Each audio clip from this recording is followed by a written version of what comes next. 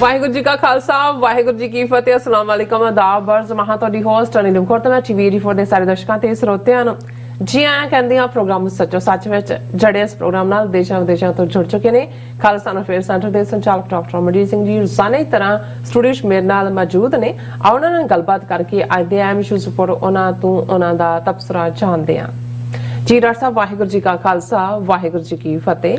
हाँ जी नीलम कौर जी ਤੁਹਾਨੂੰ ਵੀ ਤੇ ਦੁਨੀਆ ਭਰ 'ਚ ਬੈਠੇ ਸਾਡੇ ਬਹੁਤ ਹੀ ਪਿਆਰੇ ਸੋਹਣੇ ਸਿਆਣੇ ਟੀਵੀ 84 ਦੇ ਵਿਊਅਰਸ ਨੂੰ ਵੀ ਵਾਹਿਗੁਰੂ ਜੀ ਕਾ ਖਾਲਸਾ ਵਾਹਿਗੁਰੂ ਜੀ ਕੀ ਫਤਿਹ ਤੇ ਸਾਡੇ ਬਹੁਤ ਹੀ ਪਿਆਰੇ ਮੁਸਲਮਾਨ ਭੈਣਾਂ ਭਰਾਵਾਂ ਨੂੰ अस्सलाम वालेकुम। जी डॉक्टर साहब जी आनु प्रोग्राम सचो सच विच बहुत शुक्रिया। जी डॉक्टर साहब आज 30 दिसंबर 2022 17 पो नानकशाही संमत 554 ਦੇ ਤੇ ਡਾਕਟਰ ਸਾਹਿਬ ਪ੍ਰੋਗਰਾਮ ਸ਼ੁਰੂ ਕਰਨ ਤੋਂ ਪਹਿਲਾਂ ਆਸੇ ਦਰਸ਼ਕਾਂ ਤੇ ਸਰੋਤਿਆਂ ਨੂੰ ਹਮੇਸ਼ਾ ਤਰ੍ਹਾਂ ਦੱਸਿਓ ਵਿਊਅਰਸ ਜੇ ਤੁਸੀਂ ਹੱਕ ਸੱਚ ਇਨਸਾਫ ਤੇ ਪੈਰਾ ਦਿੰਦਾ ਇੱਕੋ ਇੱਕ ਚੈਨਲ ਟੀਵੀ 84 ਨੂੰ ਦੇਖਣਾ ਚਾਹੁੰਦੇ ਹੋ ਤਾਂ ਤੁਸੀਂ ਦੇਖ ਸਕਦੇ ਹੋ ਸਪੈਕਟਰਮ ਕੇਬਲ ਆਰਸੀਐਨ ਕੇਬਲ ਬੈਲਫੈਕਟ ਕਲੋਨ ਕੈਨੇਡਾ roku ਜਾਦੂ ਬਾਕਸ ਸ਼ਾਵਾ ਫੇਸਬੁੱਕ ਟੀਵੀ 84 ਦੇ ਐਪ ਰਾਹੀਂ online streaming and IP box ਤੇ ਤੁਸੀਂ ਟੀਵੀ 84 ਨੂੰ ਦੇਖ ਸਕਦੇ ਹੋ। ਵਿਊਅਰਸ ਜੇ ਤੁਸੀਂ ਟੀਵੀ 84 ਨਾਲ ਜਾਂ ਪ੍ਰੋਗਰਾਮ ਸੱਚੋ ਸੱਚ ਨਾਲ ਫੇਸਬੁੱਕ ਰਾਹੀਂ ਜੁੜੇ ਤਾਂ ਵੱਧ ਲਾਈਕ ਕਰੋ ਤੇ ਸ਼ੇਅਰ ਕਰੋ ਅਤੇ ਨਾਲ ਹੀ YouTube ਤੇ ਸਬਸਕ੍ਰਾਈਬ ਵੀ ਕਰੋ। ਇਹ ਵੀ ਦੱਸਦੇ ਕਿ ਤੁਸੀਂ ਟੀਵੀ 84 ਦੀ ਐਪ ਨੂੰ ਐਂਡਰੋਇਡ ਐਂਡ ਐਪ ਸਟੋਰ ਤੇ ਡਾਊਨਲੋਡ ਕਰਕੇ ਜੋ ਟੀਵੀ 84 ਦੀ ਲਾਈਵ ਸਟ੍ਰੀਮ ਹੈ ਇਸ ਨੂੰ ਤੁਸੀਂ 24 ਆਵਰਸ ਦੇਖ ਸਕਦੇ ਹੋ।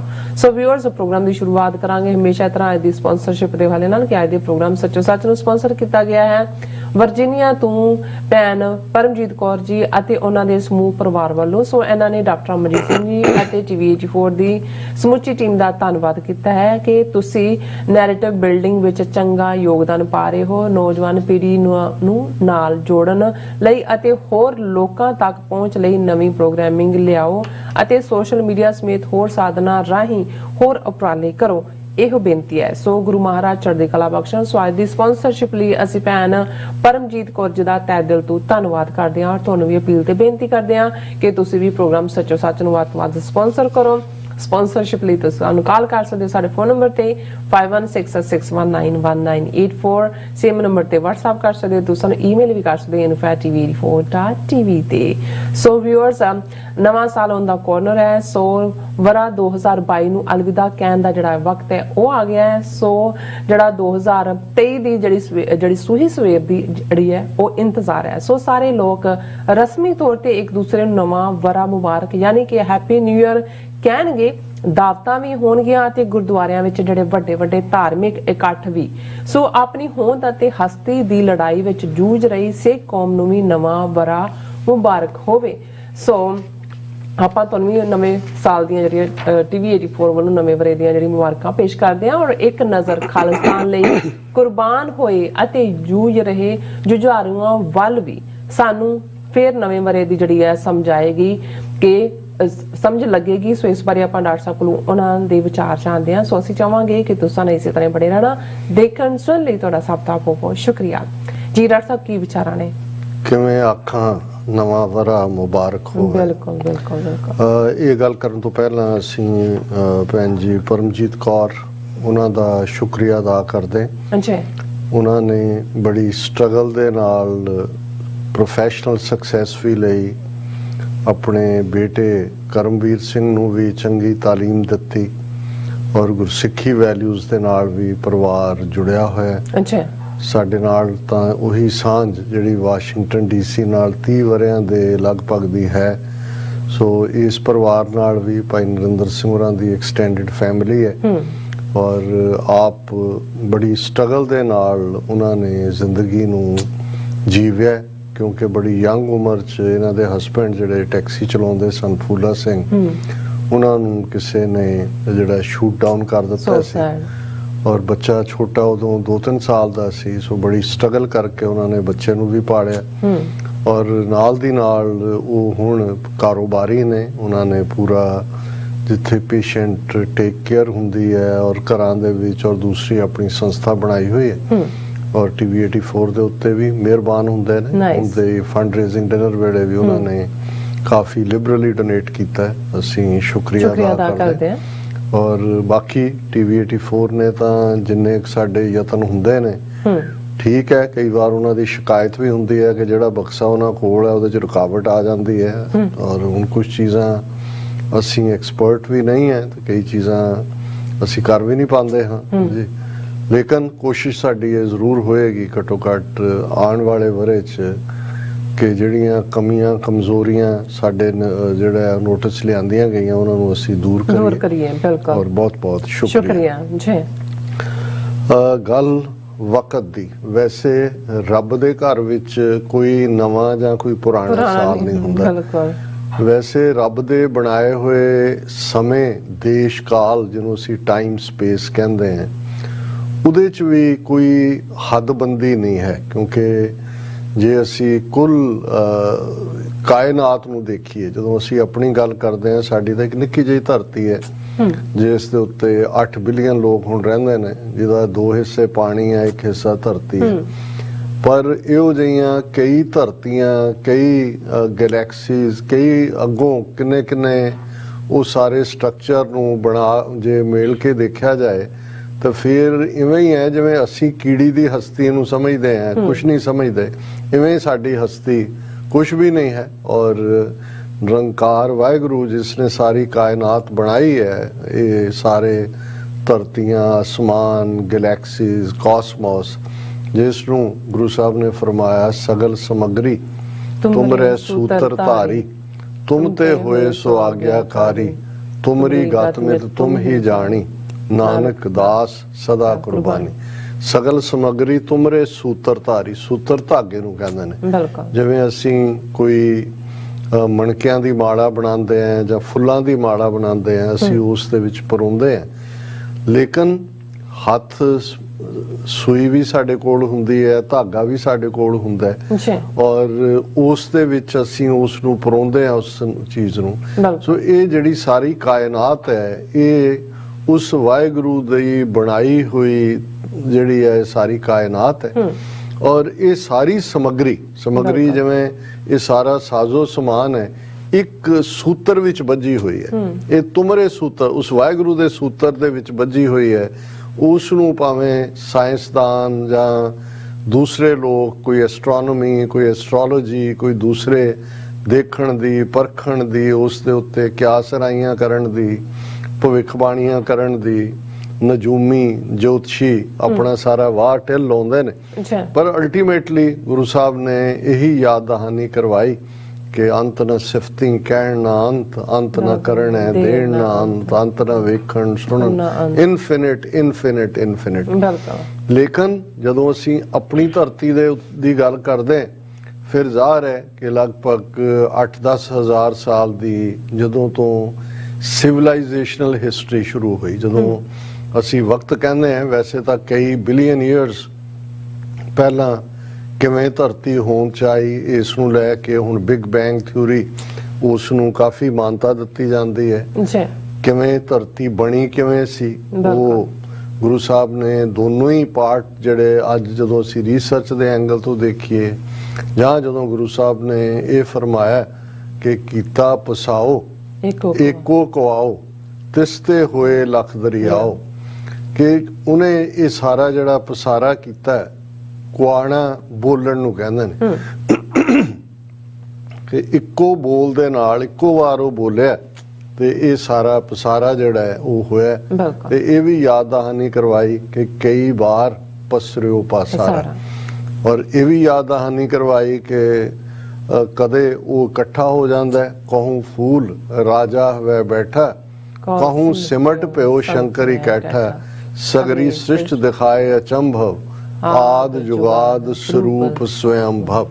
ਇਹ ਉਸ ਵਾਹਿਗੁਰੂ ਦੀ ਕਾਇਨਾਤ ਜਿਸ ਚੋਂ ਇਹ ਧਰਤੀ ਨਿਕਲੀ, ਉਹ ਕਦੋਂ ਇਸ ਨੂੰ ਸਮੇਟ ਦਿੰਦਾ ਹੈ, ਕਦੋਂ ਇਸ ਨੂੰ ਖੋਲ ਦਿੰਦਾ ਹੈ, ਇਹ ਉਸ ਦੀ ਇਵੇਂ ਹੀ ਹੈ ਜਿਵੇਂ ਬਾਜ਼ੀਗਰ ਡੰਫ ਬਜਾਈ ਸਭ ਖਲਕ ਤਮਾਸ਼ੇ ਆਈ। ਔਰ ਇਸੇ ਲਈ ਜਦੋਂ ਅਸੀਂ ਗੁਰੂ ਸਾਹਿਬ ਨੇ ਵੀ ਫਰਮਾਇਆ ਵੇਖਣ ਆਇਓ ਦੇਖਣ ਆਇਓ ਜਗਤ ਤਮਾਸ਼ਾ, ਸੋ ਇੱਕ ਤਮਾਸ਼ੇ ਵਾਂਗ ਹੈ, ਜਿਵੇਂ ਮਦਾਰੀ ਆਪਣੀਆਂ ਚੀਜ਼ਾਂ ਖਿਲਾਰਦਾ ਹੈ, ਤਮਾਸ਼ੇ ਵਾਲੇ ਦੇਖ ਜਾਂਦੇ ਨੇ, ਫਿਰ ਉਹ ਇਕੱਠੀ ਕਰਕੇ ਲੈ ਜਾਂਦਾ।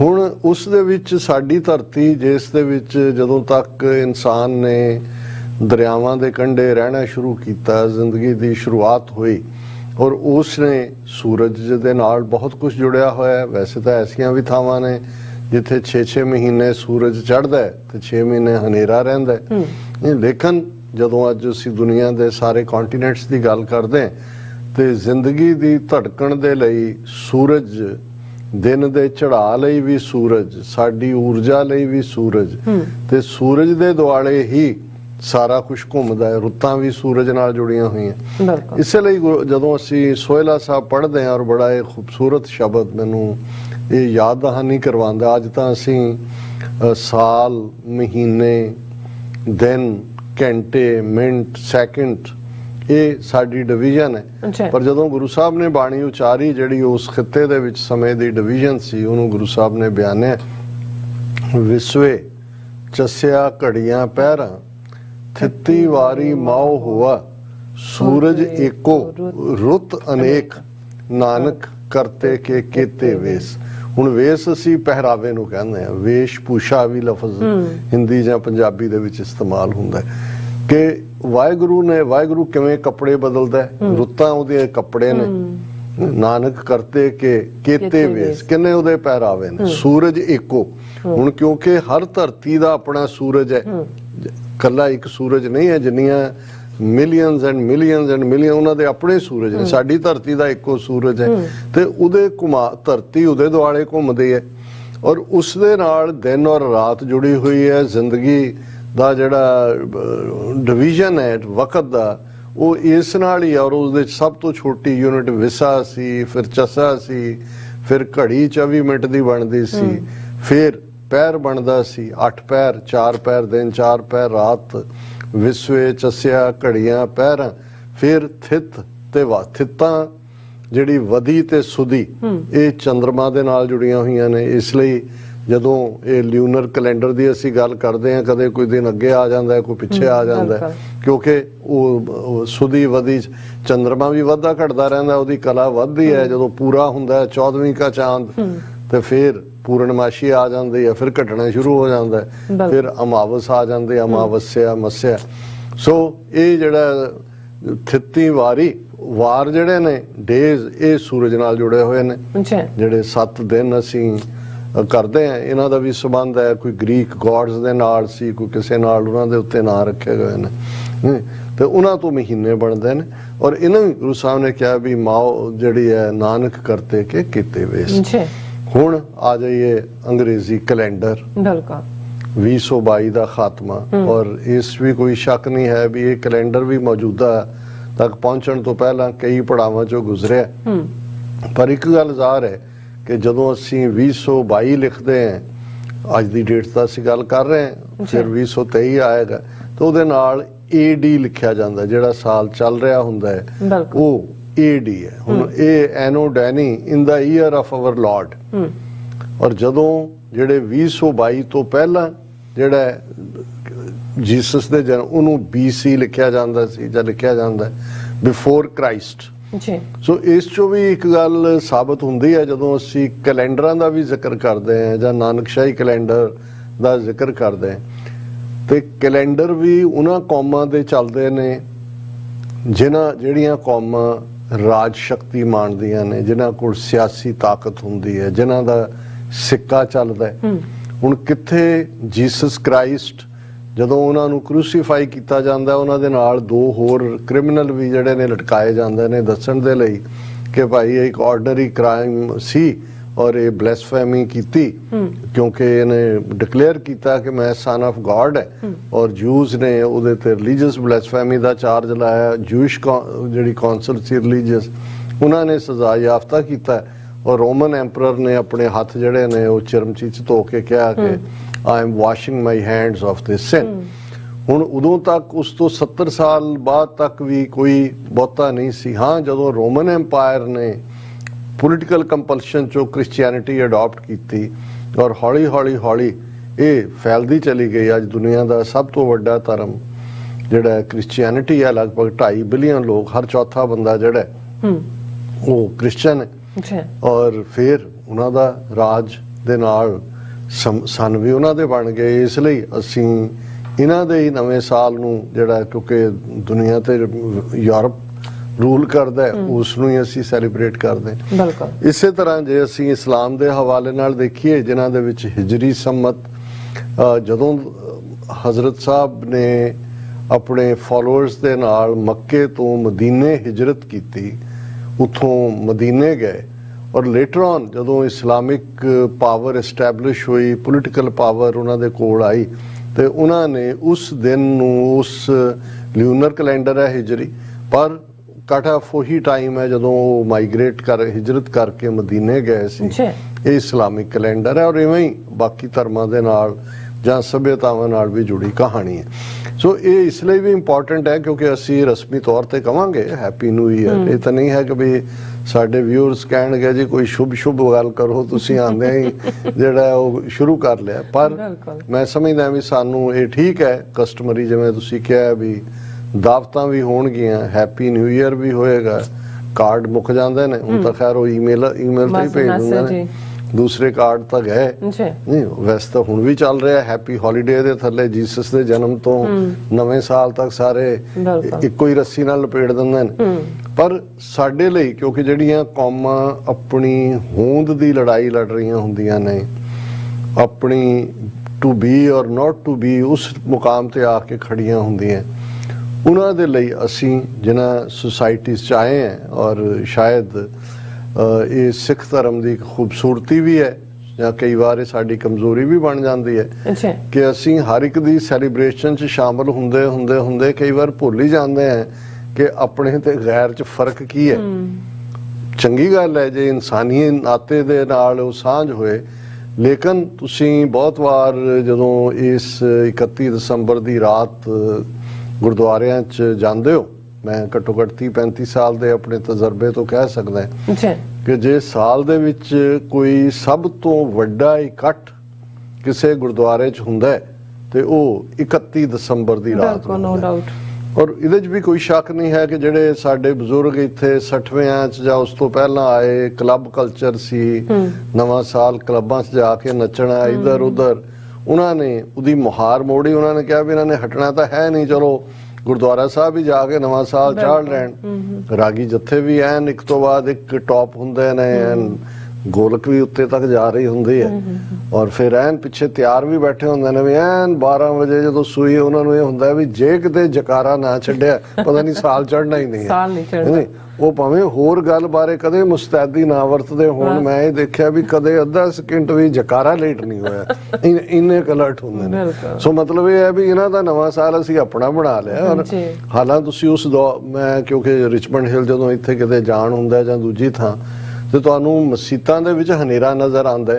ਉਹਨਾਂ ਨੇ ਨਹੀਂ ਆਪਣਾ ਡਿਸਪਲਿਨ ਛੱਡਿਆ, ਅਸੀਂ ਅਡਾਪਟ ਕਰ ਲਿਆ। ਪਰ ਔਰ ਉਹਨੂੰ ਚਲੋ ਇਹ ਵੀ ਚੰਗੀ ਗੱਲ ਹੈ ਕਿ ਗੁਰੂ ਦੀ ਗੋਦ ਦੇ ਵਿੱਚ ਬੈਠ ਕੇ ਜਾਂ ਦੂਜਾ, ਪਰ ਇਸ ਸਾਰੇ ਚੋਂ ਮੈਂ ਬਹੁਤ ਵਾਰ ਦੇਖਦਾ ਹਾਂ ਕਿ ਜਿਹੜੀ ਸਪਿਰਿਟ ਹੈ, ਜਦੋਂ ਅਸੀਂ ਜਿਵੇਂ ਅਸੀਂ ਨਵੇਂ ਸਾਲ ਦੀ ਹੋਂਦ ਕਿੱਥੋਂ ਹੁੰਦੀ ਹੈ, ਕਿਹਦੇ ਨਾਲ ਜੁੜਿਆ ਹੋਇਆ ਗੱਲ ਕਰਦੇ ਹਾਂ, ਤੇ ਜੇ ਸਾਡੀ ਕੌਮ ਦੇ ਇੱਕ ਵੱਡੇ ਹਿੱਸੇ ਨੂੰ ਇਹ ਅਹਿਸਾਸ ਹੋਏ ਕਿ ਅਸੀਂ ਗੁਲਾਮੀ ਦੇ ਦੌਰ ਚੋਂ ਗੁਜ਼ਰ ਰਹੇ ਹਾਂ, ਪਿਛਲੇ 75 ਸਾਲਾਂ ਤੋਂ ਸਾਡੇ ਉੱਤੇ ਉਹ ਜਾਬਰ ਹਕੂਮਤ, ਪਹਿਲਾਂ ਸੈਕੂਲਰਿਜ਼ਮ ਦਾ ਲਬਾਦਾ, ਹੁਣ ਹਿੰਦੂਤਵਾ ਦੇ ਥੱਲੇ ਸਾਡੇ ਤੇ ਹਾਵੀ ਹੈ ਔਰ ਸਾਡੀ ਆਪਣੀ ਹੋਂਦ ਦੇ ਉੱਤੇ ਸਵਾਰੀਆਂ ਨਿਸ਼ਾਨ ਲੱਗ ਜਾਏਗਾ ਜੇ ਸਾਡਾ ਆਜ਼ਾਦ ਮੁਲਕ, ਇੰਡੀਪੈਂਡੈਂਟ ਸੋਵਰਨ ਨੇਸ਼ਨ ਖਾਲਿਸਤਾਨ ਅਸੀਂ ਨਹੀਂ ਲੈ ਪਾਵਾਂਗੇ ਤੇ ਫਿਰ ਸਾਡਾ ਮਿਜ਼ਾਜ ਹੋਰ ਹੋਏ। ਫਿਰ ਅਸੀਂ ਇਹਨਾਂ ਇਕੱਠਾਂ ਦੇ ਵਿੱਚ ਵੀ, ਇਹ ਠੀਕ ਹੈ ਜਿੱਥੇ ਥੋੜੇ ਬਹੁਤ ਹਮਦਰਦ ਨੇ ਉਹ ਜਿੱਥੇ 5 ਜਕਾਰੇ ਛੱਡਣਗੇ, ਮਿਡਨਾਈਟ ਖਾਲਿਸਤਾਨ ਜ਼ਿੰਦਾਬਾਦ ਵੀ ਕਹਿਣਗੇ, ਪਰ ਕੁੱਲ ਮਿਲਾ ਕੇ ਮੈਂ ਰੁਝਾਨ ਜੋ ਇੱਥੇ ਵੀ ਦੇਖਦਾ ਉਹਦੇ 'ਚ ਬਹੁਤਾ ਸੈਲੀਬ੍ਰੇਸ਼ਨ ਵਾਲੇ ਮਾਹੌਲ 'ਚ ਜ਼ਿਆਦਾ ਗੱਲ ਹੁੰਦੀ ਹੈ। ਗੰਭੀਰਤਾ ਦੇ ਨਾਲ ਆਪਣੀ ਜਿਹੜੀਆਂ ਸਾਡੇ ਸਾਹਮਣੇ ਫੇਸ ਚੈਲੰਜ ਨੇ ਉਹਨਾਂ ਦੀ ਗੱਲ ਘੱਟ ਹੁੰਦੀ ਹੈ। ਔਰ ਇਸ ਸਾਰੇ ਨੂੰ ਵੀ ਅਸੀਂ ਧਿਆਨ ਦੇ ਵਿੱਚ ਰੱਖੀਏ ਕਿ ਅਸੀਂ ਤਾਂ ਆਪਣੇ ਪਰਿਵਾਰਜਨਾਂ ਨਾਲ, ਆਪਣੇ ਪਰਿਵਾਰਾਂ ਨਾਲ ਨਵਾਂ ਸਾਲ ਮਨਾ ਵੀ ਰਹੇ ਹੋਵਾਂਗੇ, ਮੁਬਾਰਕਾਂ ਵੀ ਦੇ ਰਹੇ ਹੋਵਾਂਗੇ, ਪਰ ਉਹਨਾਂ 1.5 ਲੱਖ ਤੋਂ ਜ਼ਿਆਦਾ ਆਪਣੇ ਕੌਮ ਦੇ ਸ਼ਹੀਦ ਸਪੁੱਤਰ ਸਪੁੱਤਰੀਆਂ ਨੂੰ ਪਿਛਲੇ 4 ਦਹਾਕਿਆਂ ਦੇ ਯਾਦ ਕਰੀਏ, ਜਿਹੜੇ ਕਿਸੇ ਨੂੰ ਨਵਾਂ ਵਰ੍ਹਾ ਮੁਬਾਰਕ ਨਹੀਂ ਕਹਿ ਸਕੇ ਕਿਉਂਕਿ ਉਹ ਘਰੋਂ ਨਿਕਲ ਪਏ ਤਾਂ ਕਿ ਸਾਡਾ ਮਾਣ ਮੱਤਾ ਕੱਲ ਬਣ ਸਕੇ ਜਿੱਥੇ ਕਿ ਅਸੀਂ ਆਜ਼ਾਦੀ ਦੇ ਨਾਲ ਜੀ ਸਕੀਏ। ਫਿਰ ਸਾਡੀਆਂ ਮਨ ਦੀਆਂ ਅੱਖਾਂ ਸਾਹਮਣੇ ਜੇਲ੍ਹਾਂ 'ਚ ਬੰਦ ਸਾਡੇ ਉਹ ਨੌਜਵਾਨ ਜਿਹੜੇ ਪਰ ਨੌਜਵਾਨੀ 'ਚ ਗਏ 25 30 ਸਾਲਾਂ ਤੋਂ ਉੱਥੇ ਜੇਲ੍ਹਾਂ ਦੇ ਵਿੱਚ ਬੁਢਾਪੇ ਦੇ ਵਿੱਚ ਪਹੁੰਚ ਗਏ ਔਰ ਅਜੇ ਵੀ ਅਸੀਂ ਪਲੈਕੇਟ ਲੈ ਕੇ ਮੰਗ ਹੀ ਕਰ ਰਹੇ ਹਾਂ ਕਿ ਬੰਦੀ ਸਿੰਘਾਂ ਨੂੰ ਰਿਹਾ ਕਰੋ। ਉਹ ਵੀ ਸਾਡੇ ਮਨ ਦੀਆਂ ਨਜ਼ਰਾਂ ਸਾਹਮਣੇ ਹੋਣੇ ਚਾਹੀਦੇ ਨੇ। ਫਿਰ ਜਿਹੜੇ ਧਰਤੀ ਤੇ ਪੰਜਾਬ ਦੀ ਧਰਤੀ ਦੇ ਉੱਤੇ ਤਕਲੀਫਾਂ ਦੇ ਬਾਵਜੂਦ ਨੈਗੇਟਿਵਿਟੀਜ਼ ਦੇ ਬਾਵਜੂਦ ਉਹ ਬਹਾਦਰ ਯੋਧੇ ਜਿਨ੍ਹਾਂ ਨੇ ਖਾਲਿਸਤਾਨ ਦਾ ਪਰਚਮ ਝੂਲਦਾ ਰੱਖਿਆ ਹੋਇਆ ਜਿਹੜੇ ਸਟਰਗਲ ਕਰ ਰਹੇ ਨੇ ਕਿਸੇ ਨਾ ਕਿਸੇ ਫਾਰਮ 'ਚ ਜੋ ਕੁਝ ਕਰਨਾ ਚਾਹੁੰਦੇ ਨੇ, ਜਦੋਂ ਅਸੀਂ ਇਹਨਾਂ ਸਾਰਿਆਂ ਨੂੰ ਦੇਖਾਂਗੇ ਤਾਂ ਫਿਰ ਸਾਨੂੰ ਲੱਗੇਗਾ ਕਿ ਭਾਈ ਇਹ ਠੀਕ ਹੈ ਕਿ ਅਸੀਂ ਅਨਕਰਟੀਅਸ ਵੀ ਨਹੀਂ ਹੋਣਾ ਚਾਹੁੰਦੇ। ਜੇ ਤੁਹਾਨੂੰ ਕੋਈ ਹੈਪੀ ਨਿਊ ਈਅਰ ਕਹਿੰਦਾ ਇਹ ਤਾਂ ਨਹੀਂ ਹੈ ਵੀ ਤੁਸੀਂ ਉਸ ਦਾ ਜਵਾਬ ਨਹੀਂ ਦਿਓਗੇ, ਉਹ ਤਾਂ ਜੋ ਵੀ ਕੋਈ ਕਹੇ ਤੁਸੀਂ ਦਿੰਦੇ ਹੋ, ਪਰ ਸਾਨੂੰ ਇਹ ਮੂਮੈਂਟਸ ਜਿਹੜੀਆਂ ਨੇ ਪੌਂਡਰ ਅਪਨ ਕਰਨ ਦੀਆਂ ਵੀ ਨੇ, ਕੰਟੈਂਪਲੇਟ ਕਰਨ ਦੀਆਂ ਵੀ ਨੇ, ਆਪਣੇ ਆਪ ਨੂੰ ਇਹ ਸਮਝਣ ਦੀਆਂ ਵੀ ਨੇ। ਔਰ ਮੈਂ ਜਿਹੜਾ ਜਦੋਂ ਵੀ ਨਵਾਂ ਸਾਲ ਆਉਂਦਾ ਹੈ ਸਾਡੇ ਪੰਥਕ ਕਮੇਟੀ ਦੇ ਮੁਖੀ ਜਿਨ੍ਹਾਂ ਦੀ ਅਗਵਾਈ ਜਿਨ੍ਹਾਂ ਨੂੰ ਜਿਹੜੀ 5 ਮੈਂਬਰੀ ਪੰਥਕ ਕਮੇਟੀ 26 ਜਨਵਰੀ 1986 ਨੂੰ ਸਰਬੱਤ ਖਾਲਸਾ ਅਕਾਲ ਤਖਤ ਸਾਹਿਬ ਤੇ ਹੁੰਦਾ ਕਿ ਕੌਮ ਨੂੰ ਸਿਆਸੀ ਅਗਵਾਈ ਦੇਣੀ ਹੈ, ਲੱਖਾਂ ਸਿੱਖ ਇਕੱਠੇ ਹੁੰਦੇ ਨੇ ਆਪੋ ਹਾਰੇ ਔਰ ਉਸ ਸਰਬੱਤ ਖਾਲਸਾ ਚੋਂ 5 ਮੈਂਬਰੀ ਪੰਥਕ ਕਮੇਟੀ ਜਿਹੜੀ ਹੈ ਉਹ ਪੰਥ ਦੀ ਅਗਵਾਈ ਲਈ ਥਾਪੀ ਜਾਂਦੀ ਹੈ। ਬਾਬਾ ਗੁਰਬਚਨ ਸਿੰਘ ਮਾਨੂਚਾਲ ਯੋਧੇ ਉਹਨਾਂ ਨੂੰ ਪੰਥਕ ਕਮੇਟੀ ਦਾ ਮੁਖੀ ਬਣਾਇਆ ਜਾਂਦਾ ਔਰ ਇਹੀ 5 ਮੈਂਬਰੀ ਪੰਥਕ ਕਮੇਟੀ ਫਿਰ 29 ਅਪ੍ਰੈਲ 1986 ਨੂੰ ਖਾਲਿਸਤਾਨ ਦਾ ਐਲਾਨਨਾਮਾ ਅਕਾਲ ਤਖਤ ਸਾਹਿਬ ਤੋਂ ਜਾਰੀ ਕਰਦੀ ਹੈ। ਔਰ ਬਾਬਾ ਮਾਨੂਚਾਲ ਜਿਹੜੇ ਇੱਕ ਬਹਾਦਰ ਯੋਧੇ ਸੀ ਉਹ ਜੂਝੇ ਔਰ ਅਖੀਰ ਜਦੋਂ ਤੱਕ ਅਸੀਂ 1992-93 ਦਾ ਇਹ ਦੌਰ ਸਾਰਾ ਦੇਖਦੇ ਹਾਂ ਔਰ ਬਾਬਾ ਮਾਨੂਚਾਲ ਉਹਨਾਂ ਚੋਂ ਸਨ ਜਿਹੜੇ 1978 'ਚ ਜਿਹੜਾ ਜਥਾ ਸ਼ਾਂਤਮਈ ਤਰੀਕੇ ਨਾਲ ਨਰਕਧਾਰੀਆਂ ਨੂੰ ਚੈਲੰਜ ਕਰਨ ਗਿਆ ਸੀ ਉਹਦਾ ਵੀ ਹਿੱਸਾ ਸਨ। ਉਹਨਾਂ ਦੀ ਲੱਤ ਤੇ ਗੋਲੀ ਲੱਗੀ ਸੀ ਔਰ ਸੰਤ ਪਿੰਡਾਂ ਵਾਲਿਆਂ ਨੂੰ ਪੂਰੀ ਤੌਰ ਤੇ ਫੌਜ 'ਚੋਂ ਆਏ ਸੀ, ਸਿਗਨਲ ਦੇ ਵਿੱਚ ਉਹਨਾਂ ਦੀ ਨੌਕਰੀ ਸੀ ਔਰ ਪੂਰੀ ਤਰ੍ਹਾਂ ਸਮਰਪਿਤ ਰਹੇ ਔਰ ਉਹਨਾਂ ਨੇ ਬੜੀ ਬਹਾਦਰੀ ਦੇ ਨਾਲ ਜੂਝਦਿਆਂ ਸ਼ਹੀਦੀ ਪਾਈ। ਪੰਜਾਬ ਦੇ ਵਿੱਚ ਬਹੁਤ ਵੱਡਾ ਉਹਨਾਂ ਦਾ ਯੋਗਦਾਨ ਹੈ ਔਰ ਇਹ ਬਹੁਤਿਆਂ ਨੂੰ ਉਹਨਾਂ ਦੇ ਜਿਉਂਦੇ ਜੀ ਤਾਂ ਸ਼ਾਇਦ ਨਾ ਪਤਾ ਹੋਏ। ਜਦੋਂ ਉਹਨਾਂ ਦੀ ਸ਼ਹਾਦਤ ਹੋਈ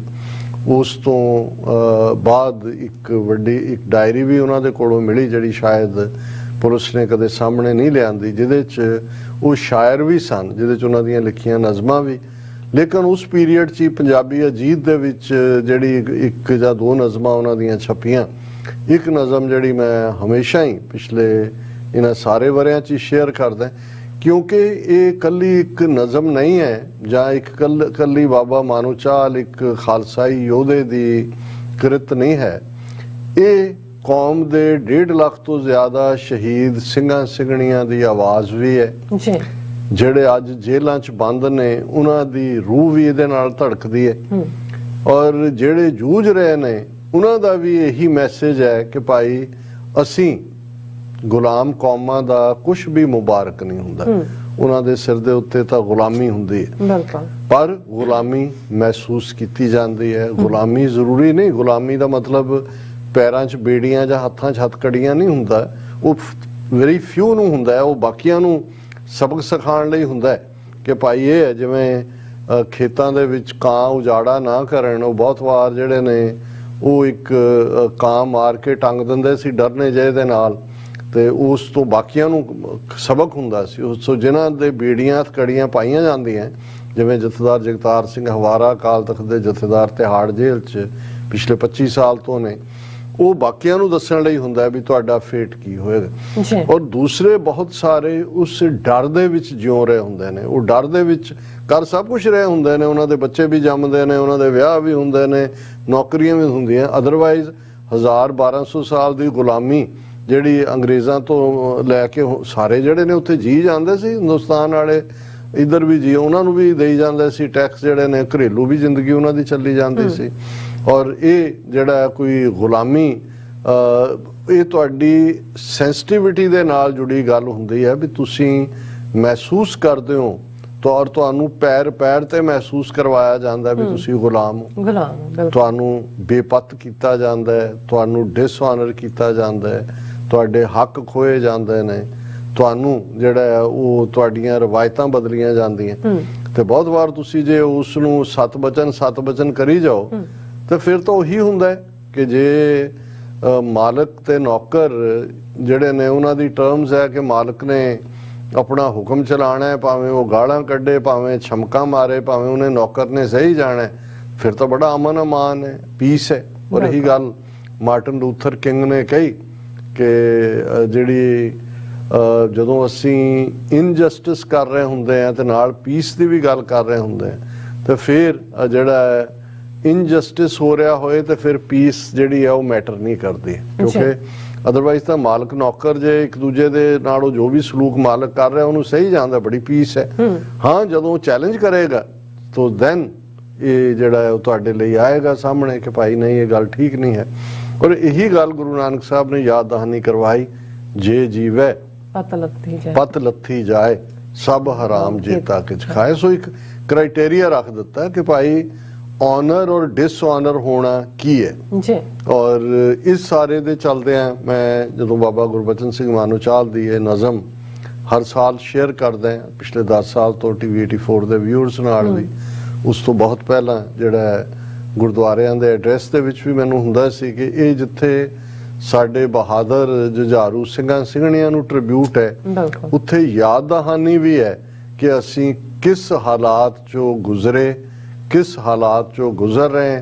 और जे असी इंडिपेंडेंट सॉवरन नेशन खालिस्तान ना लिबरेट करवाया तो फिर असी गुलामां दा हाल वो इन्हां मुल्कां च कहण नूं उन्हां नूं फर्स्ट नेशन कह लो, नेटिव अमेरिकनस कह लो, पर इत्थों दा होए, कैनेडा दा होए, आस्ट्रेलिया जिन्हां नूं फर्स्ट नेशन कहंदे ने, एबोरीजिनल न्यूजीलैंड च ਮੌਰੀਜ਼ ਦਾ ਹੋਏ ਤੇ ਜੇ ਸਭ ਤੋਂ ਬਦਤਰ ਦੇਖਣਾ ਹੈ ਕਿ ਬੇਘਰਿਆਂ ਦਾ ਕੀ ਹਾਲ ਹੁੰਦਾ ਤੇ ਯੂਰਪ 'ਚ ਜਾ ਕੇ ਜਿਪਸੀਆਂ ਦਾ ਦੇਖੋ ਕੀ ਹੁੰਦਾ, ਫਿਰ ਅਸੀਂ ਉਹਨਾਂ ਵਾਂਗ ਹੀ ਹੋਵਾਂਗੇ। ਔਰ ਉਸ ਪਾਸੇ ਵੱਲ ਅਸੀਂ ਵੱਧਦੇ ਚਲੇ ਜਾ ਰਹੇ ਹਾਂ, ਕਿਉਂਕਿ ਜੇ ਸਾਡੀ ਆਪਣੀ ਅਸੀਂ ਹੋਣੀ ਘੜਨ ਦਾ ਹੱਕ ਸਾਡੇ ਕੋਲ ਨਹੀਂ ਹੋਏਗਾ।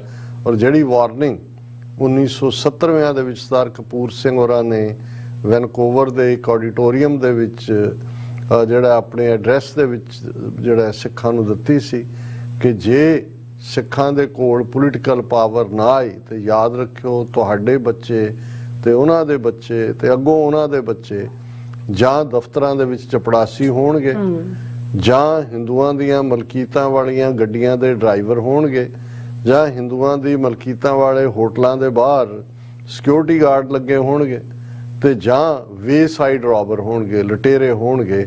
ਇਸ ਤੋਂ ਵੱਧ ਕੇ ਉਹ ਕੁਛ ਨਹੀਂ ਹੋਣਗੇ। ਸੋ ਇਹੀ ਇਸੇ ਨੂੰ ਹੀ ਪੋਲੀਟੀਕਲ ਪਾਵਰ ਦੇ ਨਾਲ ਜੁੜਿਆ ਹੋਇਆ ਕਹਿੰਦੇ ਨੇ। ਜਿਨ੍ਹਾਂ ਕੌਮਾਂ ਦੇ ਕੋਲ ਸਿਆਸੀ ਤਾਕਤ ਨਹੀਂ ਹੁੰਦੀ ਉਹ ਅਲਟੀਮੇਟਲੀ ਘਸਿਆਰੀਆਂ ਬਣ ਜਾਂਦੀਆਂ ਨੇ, ਉਹ ਮੁਤਾਜ ਹੋ ਜਾਂਦੀਆਂ ਨੇ। ਉਹਨਾਂ ਦੇ ਅੰਦਰ ਹੌਲੀ ਹੌਲੀ ਗੈਰਤ, ਅਣਖ ਸਭ ਕੁਝ ਮੁੱਕ ਜਾਂਦਾ ਹੈ। ਉਹ ਡੰਬ ਡਰਿਵਨ ਕੈਟਲ ਦੀ ਤਰ੍ਹਾਂ ਆਪਣੇ ਮਾਲਕ ਦੀ ਬਿਡਿੰਗ ਦੇ ਉੱਤੇ ਜਿਹੜਾ ਜਿਉਂਦੀਆਂ ਨੇ। ਔਰ ਮੈਂ ਬਾਬਾ ਮਾਨੋਚਾਲ ਦੀ ਇਹ ਨਜ਼ਮ ਜਿਸ ਨੂੰ ਅਸੀਂ ਇਸ ਟੌਪਿਕ ਦਾ ਜਿਹੜਾ ਸਿਰਲੇਖ ਵੀ ਬਣਾਇਆ, ਕਿਵੇਂ ਆਖਾਂ ਨਵਾਂ ਵਰਾ ਮੁਬਾਰਕ ਹੋਵੇ, ਇਹ ਬਾਬਾ ਮਾਨੋਚਾਲ ਦਾ ਦਿੱਤਾ ਟਾਈਟਲ ਹੀ ਹੈ। ਮੇਰੇ ਦੋਸਤ ਉਡੀਕਦੇ ਹੋਣਗੇ ਮੇਰੇ ਵੱਲੋਂ ਨਵੇਂ ਸਾਲ ਦਾ ਗ੍ਰੀਟਿੰਗ ਕਾਰਡ। ਮੇਰੇ ਦੋਸਤ ਉਡੀਕਦੇ ਹੋਣਗੇ ਮੇਰੇ ਵੱਲੋਂ ਨਵੇਂ ਸਾਲ ਦਾ ਗ੍ਰੀਟਿੰਗ ਕਾਰਡ। ਐ ਪਰ ਦੋਸਤੋ ਕਿਵੇਂ ਆਖਾਂ ਤੁਹਾਨੂੰ ਕਿ ਨਵਾਂ ਵਰਾ ਮੁਬਾਰਕ ਹੋਵੇ। ਅਜੇ ਤਾਂ ਮੈਂ ਸੰਭਾਲਦਾ ਫਿਰਦਾ ਆਪਣੀ ਵਿਰਾਸਤ,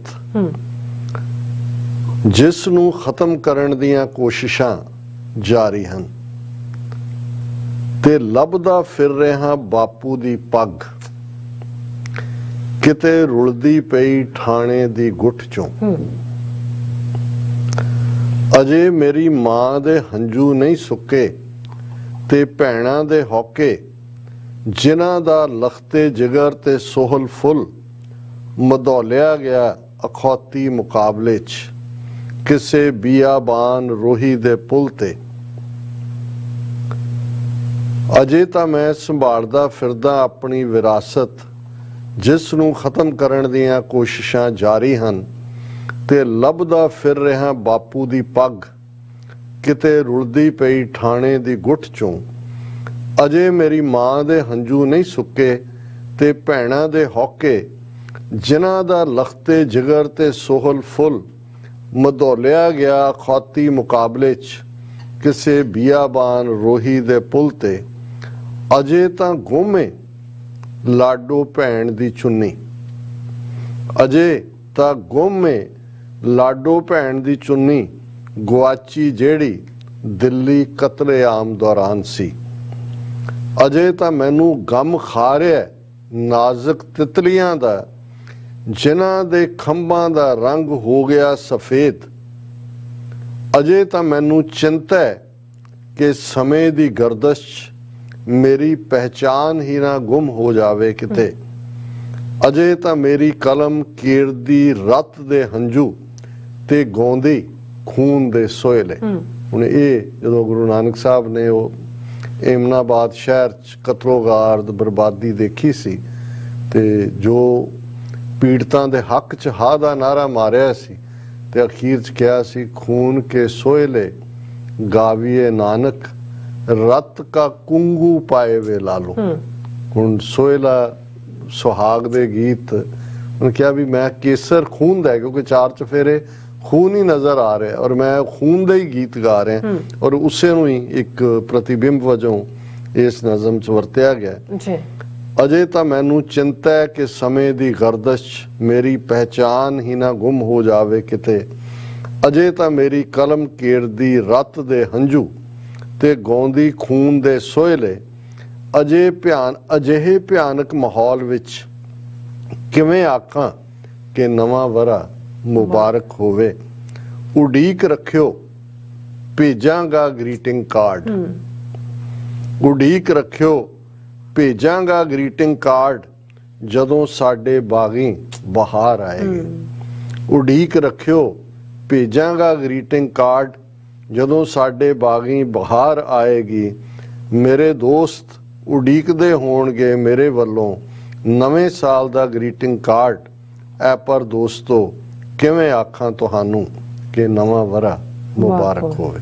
ਜੀ ਡਾਕਟਰ ਸਾਹਿਬ ਤੁਹਾਡਾ ਬਹੁਤ ਬਹੁਤ ਸ਼ੁਕਰੀਆ। ਸਾਥ ਲੈਣੇ ਬ੍ਰੇਕ ਔਰ ਬ੍ਰੇਕ ਤੇ ਜਾਣ ਤੋਂ ਪਹਿਲਾਂ ਅਸੀਂ ਦਰਸ਼ਕਾਂ ਤੇ ਸਰੋਤਿਆਂ ਨੂੰ ਅਪੀਲ ਦੀ ਬੇਨਤੀ ਕਰ ਰਹੀ ਵਿਊਅਰਸ ਆ, ਜਿਸ ਤਰ੍ਹਾਂ ਕਿ ਤੁਸੀਂ ਜਾਣਦੇ ਹੋ ਕਿ ਟੀਵੀ 84 ਹੱਕ ਸੱਚ ਇਨਸਾਫ ਦੀ ਜਿਹੜੀ ਆਵਾਜ਼ ਹੈ ਉਹ ਬੁਲੰਦ ਕਰ ਰਿਹਾ। ਇਹ ਆਵਾਜ਼ ਤੁਹਾਡੇ ਪਿਆਰ ਸਦਕਾ, ਤੁਹਾਡੇ ਵਿਸ਼ਵਾਸ ਸਦਕਾ, ਤੁਹਾਡੇ ਡੋਨੇਸ਼ਨ ਸਦਕਾ ਹੀ ਹੋ ਸਕਦੀ ਹੈ। ਸੋ ਅਸੀਂ ਚਾਹਾਂਗੇ ਕਿ ਤੁਸੀਂ ਟੀਵੀ 84 ਦੀ ਚੜ੍ਹਦੀ ਕਲਾ ਲਈ ਵੱਧ ਤੋਂ ਵੱਧ ਡੋਨੇਟ ਕਰੋ। ਡੋਨੇਟ ਕਰਨ ਲਈ ਸਾਡੀ ਵੈਬਸਾਈਟ tv84.tv ਤੇ ਜਾ ਕੇ ਪੇਪਲ ਦੀ ਵਰਤੋਂ ਕਰਕੇ ਵਨ ਟਾਈਮ ਡੋਨੇਟ ਕਰ ਸਕਦੇ ਹੋ, ਮੰਥਲੀ ਡੋਨੇਟ ਵੀ ਕਰ ਸਕਦੇ ਹੋ। ਤੁਸੀਂ ਟੀਵੀ 84 ਦੇ ਨਾਮ ਤੇ ਚੈੱਕ ਬਣਾ ਕੇ ਸਾਨੂੰ ਮੇਲ ਵੀ ਕਰ ਸਕਦੇ ਹੋ। ਸਾਡੇ ਇਸ ਪਤੇ ਤੇ 36-01 37th Avenue, Long Island City, New York 11101 USA, ਜਾਂ ਫਿਰ ਤੁਸੀਂ ਸਾਨੂੰ ਫੋਨ ਰਾਹੀਂ ਵੀ ਸੰਪਰਕ ਕਰ ਸਕਦੇ। ਸਾਡੇ ਫੋਨ ਨੰਬਰ ਤੇ 5166191984। ਤੁਸੀਂ ਸਾਨੂੰ ਈਮੇਲ ਵੀ ਕਰ ਸਕਦੇ ਹੋ info@tv84.tv ਤੇ। ਅਸੀਂ ਤੁਹਾਡੇ ਧਿਆਨ ਦਿਲ ਤੋਂ ਸ਼ੁਕਰਗੁਜ਼ਾਰ ਹੋਵਾਂਗੇ। ਸੋ ਤੇ ਲੈਣੇ ਬ੍ਰੇਕ ਵਿਊਅਰਸ, ਤੁਸੀਂ ਨੇ ਇਸੇ ਤਰ੍ਹਾਂ ਬਣੇ ਰਹਿਣਾ। ਮਿਲਦੇ ਹਾਂ ਛੋਟੇ ਜਿਹੇ ਵਕਫੇ ਤੋਂ ਬਾਅਦ।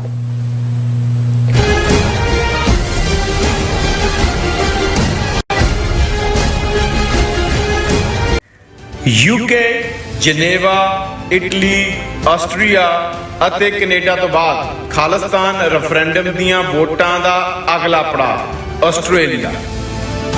ਆਸਟ੍ਰੇਲੀਆ ਵਿੱਚ ਖਾਲਿਸਤਾਨ ਰੈਫਰੈਂਡਮ ਦੇ ਪਹਿਲੇ ਪੜਾਅ ਦੀਆਂ ਵੋਟਾਂ 29 ਜਨਵਰੀ ਦਿਨ ਐਤਵਾਰ ਨੂੰ ਮੈਲਬਰਨ ਦੇ ਫੈਡਰੇਸ਼ਨ ਸਕੁਆਇਰ ਵਿੱਚ ਸਵੇਰੇ 9 ਵਜੇ ਤੋਂ ਲੈ ਕੇ ਸ਼ਾਮ ਦੇ 5 ਵਜੇ ਤੱਕ ਪੈਣਗੀਆਂ। ਹੋਰ ਜਾਣਕਾਰੀ ਲਈ ਦਿੱਤੇ ਹੋਏ ਨੰਬਰਾਂ ਤੇ ਸੰਪਰਕ ਕਰ ਸਕਦੇ ਹੋ। ਕੀ ਤੁਸੀਂ ਰੋਜ਼ਾਨਾ ਕੰਮ ਤੇ ਆਪਣਾ ਵਧੇਰੇ ਸਮਾਂ ਬਿਤਾਉਣ ਤੋਂ ਪਰੇਸ਼ਾਨ ਹੋ? ਆਪਣੀ ਪੂੰਜੀ ਨੂੰ ਕੰਮ ਤੇ ਲਗਾਓ, ਸਾਡੇ ਨਾਲ ਇਨਵੈਸਟ ਕਰੋ।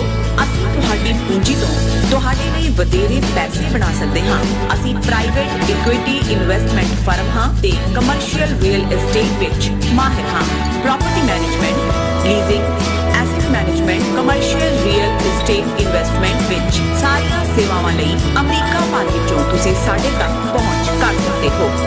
ਆਜ਼ਾਦ ਕਮਰਸ਼ੀਅਲ ਰੀਅਲਟੀ ਸਰਵਿਸਿਜ਼ ਦੇ Azad family trust 701 North Port Oak Road, suite number 204, Houston, Texas. ਤੁਸੀਂ ਸਾਨੂੰ ਸਾਡੇ ਫੋਨ ਨੰਬਰ 7136861277 ਤੇ ਵੀ ਸੰਪਰਕ ਕਰ ਸਕਦੇ ਹੋ। ਆਜ਼ਾਦ ਕਮਰਸ਼ੀਅਲ ਰੀਅਲਟੀ ਸਰਵਿਸਿਜ਼।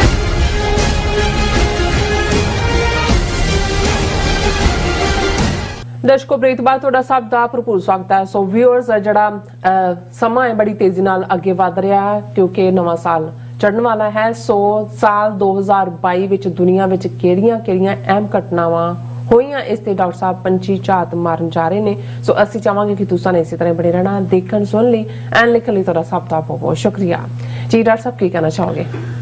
ਦੇਖੋ, ਸਾਰੀ ਦੁਨੀਆ ਗਲੋਬਲ ਵਿਲੇਜ ਕਿਹਾ ਜਾਂਦਾ ਹੈ। ਅੱਛਾ। ਇੱਕ ਜ਼ਮਾਨਾ ਸੀ ਕਿ ਦੁਨੀਆ ਦੇ ਇੱਕ ਹਿੱਸੇ 'ਚ ਕੀ ਹੋ ਰਿਹਾ ਹੈ ਦੂਸਰੇ ਨੂੰ ਤਾਂ ਪਤਾ ਵੀ ਨਹੀਂ ਸੀ ਕਿ ਕੋਈ ਦੁਨੀਆ ਦਾ ਦੂਜਾ ਹਿੱਸਾ ਵੀ ਐਗਜ਼ਿਸਟ ਕਰਦਾ ਹੈ। 500 ਸਾਲ ਪਹਿਲਾਂ ਤੱਕ ਤਾਂ ਅਮਰੀਕਾ ਵਾਲਿਆਂ ਨੂੰ ਪਤਾ ਹੀ ਨਹੀਂ ਸੀ ਕਿ ਸਮੁੰਦਰ ਦੇ ਪਾਰ ਕੋਈ ਹੋਰ ਧਰਤੀ ਵੀ ਹੈ, ਤੇ ਇਵੇਂ ਉਹਨਾਂ ਨੂੰ ਪਤਾ ਨਹੀਂ ਸੀ ਇੱਧਰ ਹੈ। ਇਹੀ ਹਾਲ ਬਾਕੀ ਥਾਵਾਂ ਤੇ ਸੀ। ਪਰ ਹੁਣ ਜਿਹੜਾ ਕਿਤੇ ਵੀ ਕੁਝ ਵਾਪਰਦਾ ਹੈ, ਵਿਦਿਨ ਸੈਕਿੰਡਸ ਖਬਰ ਚਾਰ ਚਫੇਰੇ ਹੁੰਦੀ ਹੈ। ਔਰ ਕੱਲਾ ਇਹੀ ਨਹੀਂ ਕਿ ਵੀ ਖਬਰ ਹੁੰਦੀ ਹੈ, ਹਰ ਚੀਜ਼ ਇੱਕ ਦੂਸਰੇ ਨਾਲ ਜੁੜ ਗਈ। ਬਿਲਕੁਲ। ਸਿਆਸਤ ਇਕਨੋਮਿਕਸ ਨਾਲ ਜੁੜੀ ਹੋਈ ਹੈ, ਇਕਨੋਮਿਕਸ ਸਮਾਜਿਕ ਦਾਇਰੇ ਨਾਲ ਜੁੜੀ ਹੋਈ ਹੈ। ਔਰ ਜਿਹੜੀ ਕੋਵਿਡ-19 ਨੇ ਇਹ ਵੀ ਦੱਸ ਦਿੱਤਾ ਕਿ ਬਈ ਵਾਇਰਸ ਜਿਹੜੀ ਕੋਵਿਡ-19 ਦੀ, ਉਹਨੇ ਤਾਂ ਵੀਜ਼ਾ ਲਿਆ ਹੀ ਨਹੀਂ ਕਿਸੇ ਤੋਂ। ਸਮੁੰਦਰ ਵੀ ਟੱਪ ਆਈ, ਜਹਾਜ਼ ਵੀ ਟੱਪ ਆਈ, ਨੱਕ ਤੇ ਜਿੰਨੇ ਮਰਜੀ ਜਿਹੜੇ ਮਾਸਕ ਲਾਏ, ਇਹਦੇ ਬਾਵਜੂਦ ਜਾਂਦੀ ਉਹਨੇ 1.5-2 ਸਾਲ ਦੇ ਪੀਰੀਅਡ 'ਚ ਜਿਹੜਾ ਉਹ 15 ਮਿਲੀਅਨ ਲੋਕ, 1.5 ਕਰੋੜ ਦੀਆਂ ਜਾਨਾਂ ਲਈਆਂ। ਤੇ ਜਿਨ੍ਹਾਂ ਨੂੰ ਕੁਝ ਚੰਬੜ ਵੀ ਗਈ, ਉਹਨਾਂ ਦੇ ਉੱਤੇ ਇਸ ਕਿਸਮ ਦੇ ਸਾਈਡ ਇਫੈਕਟ ਨੇ। ਕਿਸੇ ਦੀ ਯਾਦਾਸ਼ਤ ਘਟ ਗਈ ਹੈ, ਕਿਸੇ ਦੇ ਜੀਭ ਦਾ ਸਵਾਦ ਮੁੱਕ ਗਿਆ, ਕਿਸੇ ਦਾ ਕੋਈ ਹੋਇਆ। ਲੇਕਿਨ ਇਹਦੇ 'ਚ ਵੀ ਕੋਈ ਸ਼ੱਕ ਨਹੀਂ ਕਿ ਇਸ ਗਲੋਬਲ ਵਿਲੇਜ ਹੋਣ ਦਾ ਹੀ ਸੀ ਕਿ ਇੱਕਦਮ ਵੈਕਸੀਨੇਸ਼ਨ ਦਾ ਵੀ ਜਿਹੜਾ ਹੈ ਉਸ ਦੇ ਉੱਤੇ ਰਿਸਰਚਸ ਹੋਈਆਂ, ਦੂਸਰੀਆਂ ਹੋਈਆਂ। ਔਰ ਪਿਛਲੇ ਵਰੇ 'ਚ ਜਿਹੜਾ ਹੈ ਉਹ ਆਲਮੋਸਟ ਦੁਨੀਆ 'ਚ ਵੈਕਸੀਨੇਸ਼ਨ ਦਾ ਇੱਕ ਜਿਹੜਾ ਉਹ ਕਾਫੀ ਲੋਕਾਂ ਨੂੰ ਲੱਗ ਚੁੱਕੀ ਸੀ। ਸੋ ਜਦੋਂ 2022 ਦੀ ਸ਼ੁਰੂਆਤ ਹੋਈ ਤਾਂ ਘੱਟੋ ਘੱਟ ਇਹ ਜ਼ਰੂਰ ਸੀ ਕਿ ਭਾਈ ਇਸ ਤੋਂ ਆਲਮੋਸਟ ਛੁਟਕਾਰਾ ਹੋਇਆ, ਜਾਂ ਜਿੰਨੇ ਹੋ ਵੀ ਰਹੇ ਸੀ ਕੇਸਿਸ ਉਹ ਕੰਟਰੋਲੇਬਲ ਸੀ। ਹਾਲਾਂਕਿ ਹੁਣ ਜਦੋਂ ਅਸੀਂ ਐਂਡ ਵੱਲ ਵੱਧ ਰਹੇ ਹਾਂ, ਜਿਵੇਂ ਚਾਈਨਾ ਤੋਂ ਖਬਰਾਂ ਆਈਆਂ ਕਿ ਇੱਕ ਨਵੀਂ ਸਟ੍ਰੇਨ ਆਈ ਹੈ ਔਰ ਉਹਨਾਂ ਨੇ ਬਿਲਕੁਲ ਸਾਰਾ ਲਾਕਡਾਊਨ ਕੀਤਾ ਹੈ। ਔਰ ਭਾਰਤ ਸਮੇਤ ਕੁਝ ਮੁਲਕਾਂ ਨੇ ਅਗਾਊਂ ਬਹੁਤ ਸਾਰੇ ਹੋਰ ਰੈਸਟ੍ਰਿਕਸ਼ਨਸ ਲਾਈਆਂ। ਮਾਸਕ ਫਿਰ ਵੀ ਨਜ਼ਰ ਆ ਰਹੀਆਂ, ਕਿੱਥੇ ਕੀ ਹੈ ਅਜੇ ਤੱਕ ਉਸ ਲੈਵਲ ਦਾ ਅਲਰਟ ਤਾਂ ਨਹੀਂ ਹੈ। ਪਰ ਇਹਦੇ 'ਚ ਕੋਈ ਸ਼ੱਕ ਨਹੀਂ ਹੈ ਕਿ ਵੀ ਇਸ ਵਰੇ ਦੇ ਵਿੱਚ, ਕਿਉਂਕਿ ਜਦੋਂ ਅਸੀਂ ਬੇਸ਼ੱਕ 2022 covid free by and large ਰਿਹਾ, ਲੇਕਿਨ ਜਿਹੜੇ ਕੋਵਿਡ ਦੇ ਦੌਰ ਦੇ ਵਿੱਚ ਜਿਹਨੂੰ ਜਿਵੇਂ ਇਕਨੋਮੀ ਪ੍ਰਭਾਵਿਤ ਹੋਈ, ਉਸ 'ਚੋਂ ਨਿਕਲੀ ਇਨਫਲੇਸ਼ਨ ਜਿਹੜੀ ਹੈ ਉਸ ਨੇ ਉਹ ਦੁਨੀਆ ਦੇ ਉੱਤੇ ਹਾਵੀ ਰਹੀ। ਕੁਝ ਬਿਜ਼ਨੈਸਿਸ ਬਿਲਕੁਲ ਉੜ ਗਈਆਂ, ਮਹਿਕਮੇ ਉੜ ਗਏ।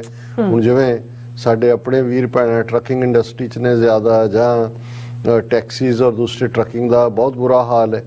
ਔਰ ਕਿਸ ਹੱਦ ਤੱਕ ਇਕਨੋਮੀ ਇਨਫਲੇਸ਼ਨ ਜਿਹੜੀ ਹੈ ਉਹ ਅਮਰੀਕਾ 'ਚ ਵੀ ਕਿਸ ਹੱਦ ਤੱਕ ਚਲੀ ਗਈ।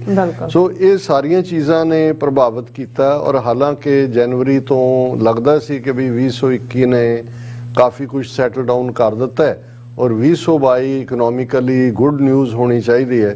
ਪਰ ਅਨਫੋਰਚੂਨੇਟਲੀ ਫਰਵਰੀ ਦੇ ਮਹੀਨੇ ਰਸ਼ੀਆ ਨੇ ਯੂਕਰੇਨ ਦੇ ਉੱਤੇ ਅਟੈਕ ਕਰ ਦਿੱਤਾ ਔਰ ਪਿਛਲੇ 10 ਮਹੀਨੇ ਤੋਂ ਰਸ਼ੀਆ ਯੂਕਰੇਨ ਵਾਰ ਨੇ ਅਗੇਨ ਜਿੱਥੇ ਇਕਨੋਮੀ ਨੂੰ ਪ੍ਰਭਾਵਿਤ ਕੀਤਾ, ਉੱਥੇ ਰੀਗਰੁਪਿੰਗ ਦੁਨੀਆ ਦੇ ਵਿੱਚ ਕੋਲਡ ਵਾਰ ਈਰਾ ਮੈਂਟੈਲਿਟੀ ਸਾਹਮਣੇ ਹੈ। ਔਰ ਇੱਕ ਅੰਦਾਜ਼ੇ ਮੁਤਾਬਕ 1 ਲੱਖ ਤੋਂ ਜ਼ਿਆਦਾ ਰੂਸੀ ਯੂਕਰੇਨੀਅਨ ਮਰੇ ਨੇ ਔਰ ਚੱਲ ਰਿਹਾ ਹੈ। ਔਰ ਜਦੋਂ ਅਸੀਂ ਗੱਲ ਕਰ ਰਹੇ ਹਾਂ 2 ਦਿਨ ਪਹਿਲਾਂ, ਆਲਮੋਸਟ ਯੂਕਰੇਨ ਦੇ ਸਭ ਸ਼ਹਿਰਾਂ ਦੇ ਉੱਤੇ ਹੀ ਰੂਸ ਨੇ ਜਿਹੜੇ ਨੇ ਉਹ ਮਿਜ਼ਾਈਲਾਂ ਦਾਗੀਆਂ ਨੇ। ਵੱਡਾ ਹਿੱਸਾ ਉਹਨਾਂ ਦਾ ਆਊਟ ਆਫ ਪਾਵਰ ਹੈ। ਸੋ ਜੇ ਇਸ ਵਰੇ ਦਾ ਸਭ ਤੋਂ ਜ਼ਿਆਦਾ ਪ੍ਰਭਾਵਿਤ ਕਰਨ ਵਾਲਾ ਘਟਨਾਕ੍ਰਮ ਜਿਸ ਖਬਰ ਦੇ ਨਾਲ ਜੁੜਿਆ ਤੇ ਉਹ ਰੂਸ ਦਾ ਯੂਕਰੇਨ ਦੇ ਉੱਤੇ ਹਮਲਾ ਹੈ। ਔਰ ਇਹ ਇਨ ਬਿਟਵੀਨ ਨਿਊਕਲੀਅਰ ਥ੍ਰੈਟ ਤੱਕ ਵੀ ਪਹੁੰਚਿਆ ਹੈ, ਫਿਰ ਕਾਮ ਡਾਊਨ ਵੀ ਹੋਇਆ। ਸੋ ਇਸ ਸਾਰੇ ਦੇ ਚਲਦਿਆਂ ਜਿਹੜਾ ਅਸੀਂ ਦੇਖਦੇ ਹਾਂ ਕਿ ਬਹੁਤ ਵੱਡਾ ਹਿਊਮੈਨਿਟੇਰੀਅਨ ਕ੍ਰਾਈਸਿਸ ਵੀ ਇਸ ਚੋਂ ਪੈਦਾ ਹੋਇਆ। ਔਰ ਉਹਦੇ 'ਚ ਕਿੰਨੇ ਲੋਕ ਜਿਹੜੇ ਨੇ ਉਹ ਯੂਕਰੇਨ ਚੋਂ ਨਿਕਲੇ, ਕਿੰਨੇ ਇੰਟਰਨਲੀ ਡਿਸਪਲੇਸਡ ਨੇ ਔਰ ਕਿਸ ਲੈਵਲ ਦਾ ਮੈਗਨੀਚਿਊਡ ਹੋਏਗਾ ਹਿਊਮੈਨਿਟੇਰੀਅਨ ਕ੍ਰਾਈਸਿਸ ਦਾ ਕਿ ਆਲਮੋਸਟ 22,000 ਇੰਡੀਅਨ ਸਟੂਡੈਂਟ ਜਿਨ੍ਹਾਂ 'ਚ ਬਹੁਤੇ ਮੈਡੀਕਲ ਸਟੱਡੀ ਲਈ ਸੀ ਉਹ ਫਸ ਗਏ ਸੀ ਅੱਡ-ਅੱਡ। ਕਿਵੇਂ ਨਿਕਲੇ, ਕਿਵੇਂ ਕੱਢੇ। ਲੇਕਿਨ ਇਸ ਸਾਰੇ ਕ੍ਰਾਈਸਿਸ ਦੇ ਚੱਲਦਿਆਂ ਜੇ ਯੂਕਰੇਨ ਰਸ਼ੀਅਨ ਹਵਾਲੇ ਨਾਲ ਹੀ ਗੱਲ ਕਰੀਏ ਤੇ ਸਿੱਖ ਕੌਮ ਨੇ ਜਿੱਥੇ ਕੋਵਿਡ ਦੇ ਚਲਦਿਆਂ ਆਪਣੀ ਥਾਂ ਦੁਨੀਆ ਭਰ 'ਚ ਬਣਾਈ, ਔਰ ਇਹੀ ਕਾਰਨ ਸੀ ਕਿ 5 ਮੁਲਕਾਂ ਦੇ ਹੈਡ ਆਫ ਸਟੇਟਸ ਨੇ ਇਸ ਵਰੇ 2022 ਦੇ ਖਾਲਸਾ ਸਾਜਨਾ ਦਿਵਸ ਮੌਕੇ ਸਿੱਖ ਕੌਮ ਨੂੰ ਮੁਬਾਰਕਬਾਦ ਦਿੱਤੀ ਸੀ। ਉਹਨਾਂ 'ਚ America, Canada, UK, Australia, New Zealand ਸ਼ਾਮਲ ਨੇ। ਉੱਥੇ ਇਸ ਕ੍ਰਾਈਸਿਸ ਦੇ ਵਿੱਚ ਵੀ ਰਸ਼ੀਆ ਯੂਕਰੇਨ ਕ੍ਰਾਈਸਿਸ, ਜਿੱਥੇ ਇੰਡੀਆ ਜਿਹੜਾ ਉਹ ਕਾਫੀ ਬੇਨਕਾਬ ਹੋਇਆ ਕਿਉਂਕਿ ਉਹ ਐਗਰੈਸਰ ਰਸ਼ੀਆ ਦੇ ਨਾਲ ਖੜਾ ਹੈ, ਉੱਥੇ ਸਿੱਖਾਂ ਨੇ ਬਿਨਾਂ ਕੋਈ ਨੇਸ਼ਨ ਹੁੰਦਿਆਂ ਵੀ ਹਿਊਮੈਨਿਟੇਰੀਅਨ ਏਡ ਜਿਵੇਂ ਯੂਕਰੇਨ ਦੇ ਵਿੱਚ ਪ੍ਰੋਵਾਈਡ ਕੀਤੀ। ਅੱਜ ਤੱਕ ਵੀ ਦੋਨੋਂ ਪਾਸਿਓਂ ਉਹ ਪੋਲੈਂਡ ਦੇ ਬਾਰਡਰ ਤੋਂ ਹੋਏ, ਵਿਦਨ ਹਾਰਟਲੈਂਡ ਹੋਏ, ਉਸ ਨੇ ਜਿਹੜਾ ਸਿੱਖਾਂ ਦੇ ਰੁਤਬੇ ਨੂੰ ਕਾਫੀ ਬੁਲੰਦ ਕੀਤਾ ਕਿਉਂਕਿ ਜਦੋਂ ਅਸੀਂ ਪੰਛੀ ਝਾਤ ਮਾਰ ਰਹੇ ਹਾਂ ਤਾਂ ਫਿਰ ਅਸੀਂ ਸਿੱਖ ਪਰਸਪੈਕਟਿਵ ਦੀ ਗੱਲ ਵੀ ਉਸ ਦੇ ਨਾਲ ਕਰਦੇ। ਔਰ ਇਸ ਸਾਰੇ 'ਚ ਕਿਉਂਕਿ ਆਲਰੇਡੀ ਟਰੰਪ ਐਡਮਿਨਿਸਟ੍ਰੇਸ਼ਨ ਦੇ ਹੀ ਲੈਗੇਸੀ ਜਿਹੜੀ ਚਾਈਨਾ ਨੂੰ ਟਾਰਗੇਟ ਕਰਨ ਦੀ ਸੀ, ਬਾਈਡਨ ਐਡਮਿਨਿਸਟ੍ਰੇਸ਼ਨ ਨੇ ਜਿਹਨਾਂ ਦਾ ਆਲਮੋਸਟ ਹੁਣ 1 ਸਾਲ ਮੁਕੰਮਲ ਹੋ ਗਿਆ, ਉਹ ਜਾਰੀ ਰੱਖੀ। ਔਰ ਅਮਰੀਕਾ ਚਾਈਨਾ ਟੈਂਸ਼ਨ ਉਹਦੇ ਚੋਂ ਕੁਆਡ ਤਾਂ ਪਹਿਲਾਂ ਦਾ ਸੀ, ਫਿਰ ਉਹਦੇ ਚੋਂ ਬਾਈਡਨ ਐਡਮਿਨਿਸਟ੍ਰੇਸ਼ਨ ਨੇ ਆਕਸ ਬਣਾਇਆ, ਆਸਟ੍ਰੇਲੀਆ, UK, ਅਮਰੀਕਾ, ਔਰ ਨੈਂਸੀ ਪਲੋਸੀ ਜਿਹੜੀ ਹੈ ਉਹਨੇ to show the red cloth to the bull, ਉਹ ਤਾਈਵਾਨ ਦੇ ਦੌਰੇ ਤੇ ਚੜ ਪਈ। ਚਾਈਨਾ ਨੇ ਵੀ ਵਾਪਸ ਜਹਾਜ਼ ਚਾੜੇ, ਲੇਕਿਨ ਉਹ ਡਾਈ ਡਾਊਨ ਹੋਇਆ। ਪਰ ਇਸ ਸਾਰੇ 'ਚ ਕਿਉਂਕਿ ਇੱਕੋ ਵੇਲੇ ਅਮਰੀਕਾ ਦਾ ਚਾਈਨਾ ਨੂੰ ਪੋਕ ਕਰਨਾ ਔਰ ਦੂਸਰੇ ਪਾਸੇ ਰਸ਼ੀਆ ਯੂਕਰੇਨ, ਇਸ ਨੇ ਰਸ਼ੀਆ ਔਰ ਚਾਈਨਾ ਨੂੰ ਹੋਰ ਵੀ ਇੱਕ ਦੂਸਰੇ ਦੇ ਕਰੀਬ ਲਿਆਂਦਾ, ਉਹਨਾਂ ਦੀਆਂ ਜੁਆਇੰਟ ਐਕਸਰਸਾਈਜ਼ਸ ਵੀ ਔਰ ਦੂਸਰਾ ਵੀ। ਸੋ ਇਹ ਜਦੋਂ ਅਸੀਂ ਗਲੋਬਲ ਲੈਵਲ ਦੇ ਉੱਤੇ ਦੇਖਦੇ ਹਾਂ ਤੇ ਇਹ ਚੇਂਜਸ ਜਿਹੜੀਆਂ ਨੇ ਇਹ ਕਾਫੀ ਪ੍ਰਭਾਵਿਤ ਕਰਨ ਵਾਲੀਆਂ ਨੇ। ਹਾਲਾਂਕਿ ਇਹਦੇ 'ਚ ਮੈਂ ਚਲਦੇ ਜੇ ਅਮਰੀਕਾ ਦੇ ਹਵਾਲੇ ਨਾਲ ਗੱਲ ਕਰਾਂ ਕਿ ਅਮਰੀਕਾ ਦੀ ਹਿਸਟਰੀ ਦਾ ਇੱਕ ਕਾਲਾ ਧੱਬਾ 6 ਜਨਵਰੀ ਦਾ ਦਿਨ ਹੈ, ਜਿਸ ਦਿਨ ਪ੍ਰੈਜ਼ੀਡੈਂਟ ਟਰੰਪ ਜਿਹੜੇ ਪਾਵਰ ਸਰੈਂਡਰ ਕਰਨ ਦੇ ਮੂਡ 'ਚ ਨਹੀਂ ਸੀ, ਇਲੈਕਸ਼ਨ ਨੂੰ ਜਾਲੀ ਕਹਿ ਰਹੇ ਸੀ, ਰਿਗਡ ਕਹਿ ਰਹੇ ਸੀ, ਜਿਵੇਂ ਕੈਪੀਟਲ ਹਿੱਲ ਤੇ ਗੁੰਡਿਆਂ ਦੀ ਭੀੜ ਨੇ ਹਮਲਾ ਕੀਤਾ, ਅੰਦਰ ਜਾ ਕੇ ਉਸ ਨੇ ਇੱਕ ਵਾਰ ਦੁਨੀਆ ਨੂੰ ਵੀ ਹਿਲਾ ਕੇ ਰੱਖ ਦਿੱਤਾ ਕਿਉਂਕਿ ਅਮਰੀਕਾ ਇੱਕ ਮਾਡਲ ਹੈ ਡੈਮੋਕ੍ਰੇਸੀ ਦਾ ਔਰ ਉਸ ਦਾ ਟ੍ਰਾਇਲ ਚੱਲ ਰਿਹਾ ਨੇ ਔਰ ਕਨਵਿਕਸ਼ਨਸ ਵੀ ਹੋ ਰਹੀਆਂ ਨੇ। ਪਰ ਇਹ ਇੱਕ ਬਹੁਤ ਮਾੜਾ ਜਿਹੜਾ ਪਾਰਟ ਸੀ ਜਿਸ ਨੂੰ ਅਸੀਂ ਜਿਹੜਾ ਕਾਲਾ ਧੱਬਾ ਕਹਿ ਸਕਦੇ ਹਾਂ। ਔਰ ਕਿਉਂਕਿ ਕੋਵਿਡ ਦੇ ਚਲਦਿਆਂ ਕਾਫੀ ਮਾਨਸਿਕ ਦਬਾਅ ਵੀ ਸੀ, ਮੈਂਟਲ ਸਿਕਨੈਸਿਸ ਵੀ ਰਹੀਆਂ ਔਰ ਅਮਰੀਕਾ ਦੇ ਵਿੱਚ ਇੱਕ ਖਾਸ ਤੌਰ ਤੇ ਜਿਹੜੀਆਂ ਮਾਸ ਸ਼ੂਟਿੰਗਸ ਹੋਈਆਂ, ਔਰ ਮੈਂ ਦੇਖ ਰਿਹਾ ਸੀ ਕਿ 622 ਮਾਸ ਸ਼ੂਟਿੰਗਸ ਅਮਰੀਕਾ 'ਚ ਹੋਈਆਂ, ਜਿਹਨਾਂ 'ਚ ਬਹੁਤ ਡੈਥਸ ਹੋਈਆਂ। ਉਹਨਾਂ 'ਚ ਸਕੂਲ ਵੀ ਟਾਰਗੇਟ ਕੀਤੇ ਗਏ, ਸ਼ਾਪਿੰਗ ਮਾਲ ਵੀ ਟਾਰਗੇਟ ਕੀਤੇ ਗਏ, ਕਿਤੇ ਸਪੈਸੀਫਿਕਲੀ ਮਾਈਨੋਰਟੀਜ਼ ਨੂੰ ਹੀ ਟਾਰਗੇਟ ਕੀਤਾ ਗਿਆ। ਸੋ ਇਹ ਵੀ ਜਦੋਂ ਅਸੀਂ ਅਮਰੀਕਾ ਦੀ ਖੂਬਸੂਰਤ ਲੈਗੇਸੀ ਜਾਂ ਸਿਸਟਮ ਦੀ ਗੱਲ ਕਰਦੇ ਹਾਂ, ਇਹ 6 ਜਨਵਰੀ ਦੀਆਂ ਘਟਨਾਵਾਂ ਨੇ ਅਗਲੀ ਅਮਰੀਕਨ ਐਂਗਲ ਨੂੰ ਸਾਹਮਣੇ ਲਿਆਂਦਾ ਵੀ ਇੱਥੇ ਰੇਸਿਜ਼ਮ ਦੇ ਥੱਲੇ ਕਿਸ ਕਿਸਮ ਦੇ ਲੋਕ ਵੀ ਐਗਜ਼ਿਸਟ ਕਰਦੇ ਨੇ ਕਿ ਆਪਣੇ ਸਿਸਟਮ ਨੂੰ ਹੀ ਕਿਵੇਂ ਉਹ ਭੰਨਣ ਤੇ ਆਏ। ਲੇਕਿਨ ਦੂਸਰੇ ਪਾਸੇ ਅਸੀਂ ਵਾਇਲੈਂਸ ਔਰ ਇਹ ਦੂਜਾ ਇਸ ਦਾ ਵੀ ਜਿਹੜਾ ਸ਼ਿਕਾਰ ਹੋਏ ਔਰ ਇਹ ਵੀ ਇੱਕ ਜਿਹੜਾ ਇੱਕ ਬੜੀ ਦੁਖਦਾਈ ਪਾਰਟ ਰਿਹਾ। ਔਰ ਕਿਉਂਕਿ ਅਮਰੀਕਾ 'ਚ ਟਰੰਪ ਐਡਮਿਨਿਸਟ੍ਰੇਸ਼ਨ ਤੱਕ ਪਹੁੰਚਦੇ ਆ, ਜਿਵੇਂ ਸੁਪਰੀਮ ਕੋਰਟ ਦੇ ਜੱਜਿਸ ਇਸ ਵੇਲੇ ਕੰਜ਼ਰਵੇਟਿਵ ਲਾਈਨ ਦੇ ਨੇ, ਇੱਕ ਜਿਹੜਾ ਚੈਲੰਜ ਆਉਣ ਵਾਲੇ ਪੀਰੀਅਡ ਸੋਸ਼ਲ ਪਲੇਟਫਾਰਮ ਤੇ ਹੋਰ ਵੀ ਹੋਏਗਾ।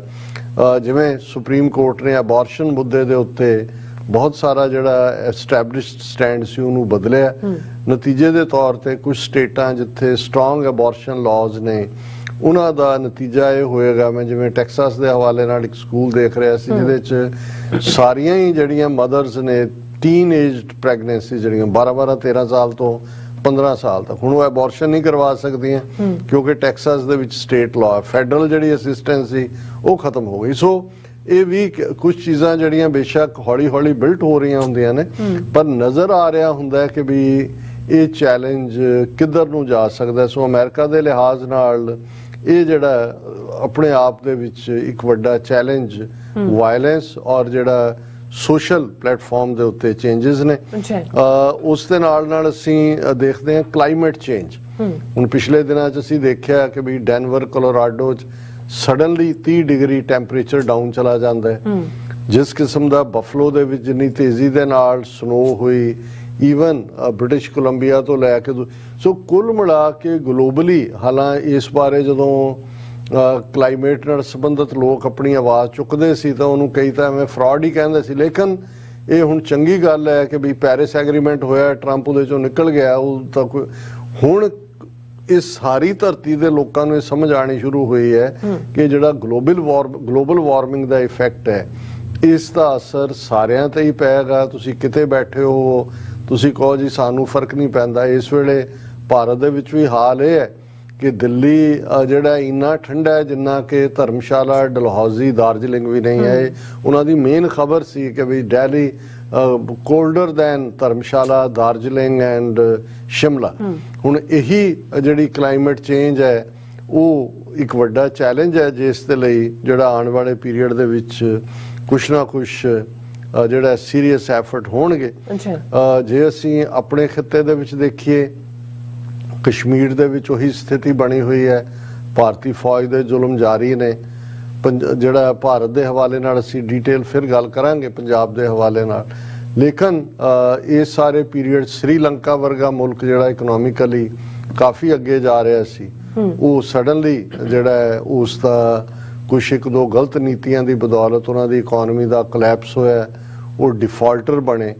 ਔਰ ਇਸੇ ਤਰ੍ਹਾਂ ਪਾਕਿਸਤਾਨ ਦੇ ਵਿੱਚ ਜਿੱਥੇ ਇੱਕ ਵੱਡੀ ਚੇਂਜ, ਇਮਰਾਨ ਖਾਨ ਦੀ ਸਰਕਾਰ ਬਦਲੀ, ਨਵੀਂ ਹਕੂਮਤ ਲਿਆਂਦੀ ਗਈ, ਔਰ ਇਸ ਵੇਲੇ ਜਿਹੜਾ ਇਕਨੋਮਿਕਲ ਚੈਲੰਜ ਹੈ ਪਾਕਿਸਤਾਨ 'ਚ, ਸਿਰਫ $5-6 ਬਿਲੀਅਨ ਦਾ ਫੋਰਨ ਰਿਜ਼ਰਵ ਹੈ, ਔਰ ਇਹ ਕਿਆਸ ਰਾਈਆਂ ਨੇ ਕਿ ਪਾਕਿਸਤਾਨ ਡਿਫਾਲਟ ਕਰ ਸਕਦਾ ਹੈ। ਸੋ ਪਾਕਿਸਤਾਨ ਦੇ ਵਿੱਚ ਵੀ ਜਿਹੜੀ ਅੰਦਰੂਨੀ ਸਥਿਤੀ ਹੈ, ਦਹਿਸ਼ਤਗਰਦੀ ਵਾਪਸ ਸਿਰ ਚੁੱਕ ਰਹੀ ਹੈ। ਤਹਿਰੀਕੇ ਤਾਲਿਬਾਨ ਦੇ ਥੱਲੇ ਦੂਜੀਆਂ ਏਜੰਸੀਆਂ, ਇੰਡੀਅਨ ਏਜੰਸੀਆਂ ਔਰ ਦੂਜਾ ਆਪਣੇ ਕੰਮ ਤੇ ਲੱਗੀਆਂ ਹੋਈਆਂ ਨੇ।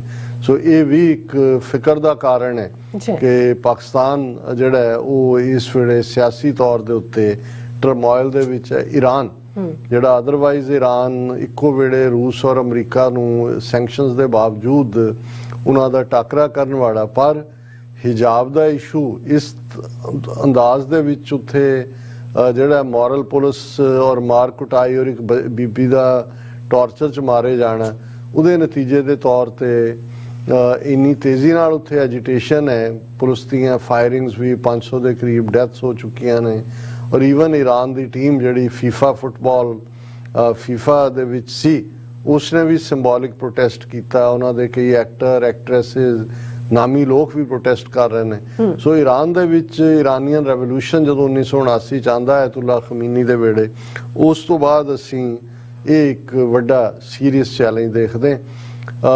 ਦੁਨੀਆ ਦੇ ਵਿੱਚ ਜਿਹੜਾ ਇੱਕ ਪਾਸੇ ਜੇ ਸਾਊਥ ਅਮਰੀਕਾ ਦੇ ਹਵਾਲੇ ਨਾਲ ਗੱਲ ਕਰੀਏ, ਜਿਵੇਂ ਬ੍ਰਾਜ਼ੀਲ 'ਚ ਚੋਣਾਂ ਹੋਈਆਂ, ਲੈਫਟਿਸਟ ਲਾਈਨ ਦਾ ਬੰਦਾ ਜਿਹੜਾ ਹੈ ਉਹ ਪਾਵਰ ਦੇ ਵਿੱਚ ਆਂਦਾ ਹੈ।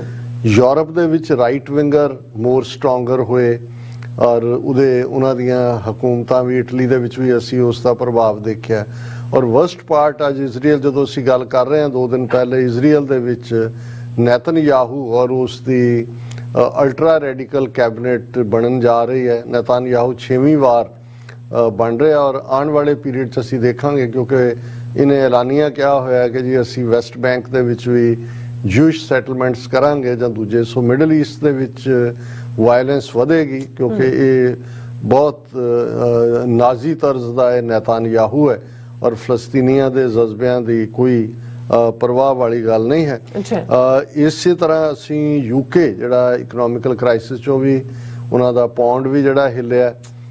ਕੁਈਨ ਜਿਹਨੇ ਸਭ ਤੋਂ ਇੰਗਲੈਂਡ ਦੀ ਮੋਨਾਰਕੀ ਦੀ ਹਿਸਟਰੀ 'ਚ ਲਗਭਗ 70 ਸਾਲ ਬੀਬੀ ਨੇ ਰਾਜ ਕੀਤਾ ਹੈ, ਔਰ ਇਹ ਜਿਹੜੀ ਇਸ ਤੋਂ ਪਹਿਲਾਂ ਜਿਹੜੇ ਆਲਮੋਸਟ 63 ਸਾਲ ਰਾਜ ਕੀਤਾ ਸੀ ਕੁਈਨ ਵਿਕਟੋਰੀਆ ਨੇ। ਇਹ ਬੜੀ ਗ੍ਰੇਸਫੁਲ ਕੁਈਨ ਸੀ, ਔਰ ਉਸ ਦਾ ਬੜਾ ਸ਼ਾਨੋ ਸ਼ੌਕਤ ਦੇ ਨਾਲ ਹੀ ਉਸ ਦਾ ਜਨਾਜ਼ਾ ਉੱਠਿਆ। ਲੇਕਿਨ UK ਦੇ ਵਿੱਚ ਜਿਹੜੀ ਇਕਨੋਮੀ ਵੀ ਔਰ ਮੋਰਲ ਵੈਲਿਊਜ਼ ਵੀ, ਅਸੀਂ ਪਿਛਲੇ ਦਿਨਾਂ ਦੇ ਪ੍ਰੋਗਰਾਮ 'ਚ ਗੱਲ ਕੀਤੀ ਸੀ ਕਿ ਬਈ ਕਿਵੇਂ ਜਿਹੜਾ ਰਿਸ਼ੀ ਸੁਨਕ, ਇਹ ਵੀ ਇੱਕ ਪਹਿਲੀ ਵਾਰ ਹੈ ਕਿ ਕੋਈ ਨਾਨ ਵਾਈਟ, ਉਹ ਵੀ ਏਸ਼ੀਅਨ ਮੂਲ ਦਾ, ਉਹ ਵੀ ਪੰਜਾਬੀ ਮੂਲ ਦਾ ਪ੍ਰਾਈਮ ਮਿਨਿਸਟਰ ਬਣਿਆ। ਔਰ ਉਹਨੇ ਆਪਣੇ MPs ਨੂੰ ਕਿਹਾ ਜਿਹੜੇ ਫੋਰਨ ਟ੍ਰਿਪ ਤੇ ਜਾਂਦੇ ਨੇ ਕਿ ਭਾਈ ਇਹ ਤੁਸੀਂ ਜਿਹੜੀ ਤੁਹਾਡੀ ਸੈਕਸ਼ੂਅਲ ਔਰ ਅਲਕੋਹਲਿਜ਼ਮ ਹੈ ਉਹ ਤੁਹਾਨੂੰ ਬਲੈਕਮੇਲ ਕਰਨ ਦਾ ਕਾਰਨ ਨੈਸ਼ਨਲ ਸਿਕਿਉਰਿਟੀ ਦੇ ਲਈ ਵੀ ਇਹ ਖਤਰਾ ਹੋ ਸਕਦਾ ਹੈ। ਸੋ ਇਹ ਜਿਹੜਾ ਆਪਣੇ ਆਪ ਦੇ ਵਿੱਚ ਯੂਕੇ ਦਾ ਵੀ ਡਾਊਨਫਾਲ ਹੈ। ਹਾਲਾਂ ਕੁਈਨ ਦੇ ਜਾਣ ਤੋਂ ਬਾਅਦ ਮਿਸਟਰ ਕਿੰਗ, ਮਿਸਟਰ ਨਹੀਂ ਕਹਿਣਾ ਉਹਨੂੰ, ਚਾਰਲਸ ਜਿਹੜਾ ਬੁੱਢੇ ਬਾਰੇ, ਉਹਨੂੰ ਵੀ ਰਾਜ ਕਰਨ ਦਾ ਮੌਕਾ ਮਿਲਿਆ।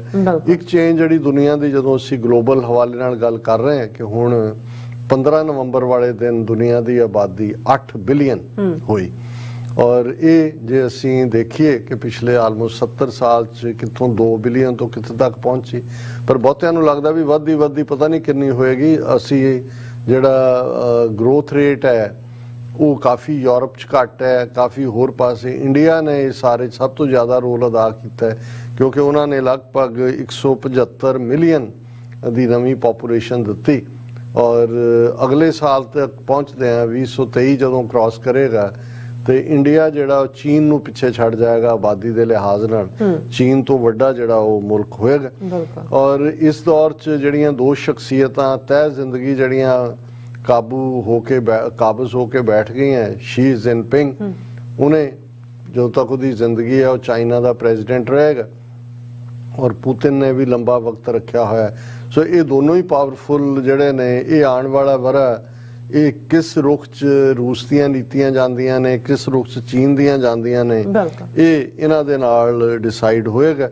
ਔਰ ਇਸ ਸਾਰੇ ਨੂੰ ਦੇਖਦੇ ਹਾਂ ਦੁਨੀਆ ਦੇ ਵਿੱਚ ਬਹੁਤ ਕੁਝ ਆਉਣ ਵਾਲੇ ਵਰ੍ਹੇ 'ਚ ਇਕੋਨਮੀ ਵਾਈਜ਼, ਇਨਫਲੇਸ਼ਨ ਵਾਈਜ਼ ਔਰ ਪੋਲੀਟੀਕਲ ਸਟੇਬਿਲਿਟੀ ਵਾਈਜ਼ ਇਹ ਸਾਰੇ ਫੈਕਟਰ ਜਿਹੜੇ ਨੇ ਮੈਟਰ ਕਰਨਗੇ। ਮੇਰਾ ਖਿਆਲ ਹੈ ਵੀ ਮੈਂ ਬਾਈ ਐਂਡ ਲਾਰਜ, ਹਾਲਾਂਕਿ ਵਾਪਰਦਾ ਤਾਂ 24 ਘੰਟਿਆਂ 'ਚ ਬਹੁਤ ਕੁਝ ਹੈ, ਪਰ ਇਹ ਜਿੰਨੇ ਅਖਰੂ ਮੈਂ ਤੁਸੀਂ ਪੰਛੀ ਉੱਡਦਾ ਹੀ ਹੈ, ਉੜਦੇ ਜਿੰਨੇ ਮੇਰੀ ਚੁੰਝ 'ਚ ਆਏ ਹੈ ਮੈਂ ਪੜ ਲਿਆ। ਬਿਲਕੁਲ ਡਾਕਟਰ ਸਾਹਿਬ, ਤੁਹਾਡਾ ਬਹੁਤ ਬਹੁਤ ਸ਼ੁਕਰੀਆ। ਸਭ ਤੋਂ ਪਹਿਲੇ ਬ੍ਰੇਕ। ਵਿਊਅਰਸ ਤੁਸੀਂ ਇਸੇ ਤਰ੍ਹਾਂ ਹੀ ਬਣੇ ਰਹਿਣਾ, ਮਿਲਦੇ ਹਾਂ ਛੋਟੇ ਜਿਹੇ ਬ੍ਰੇਕ ਤੋਂ ਬਾਅਦ।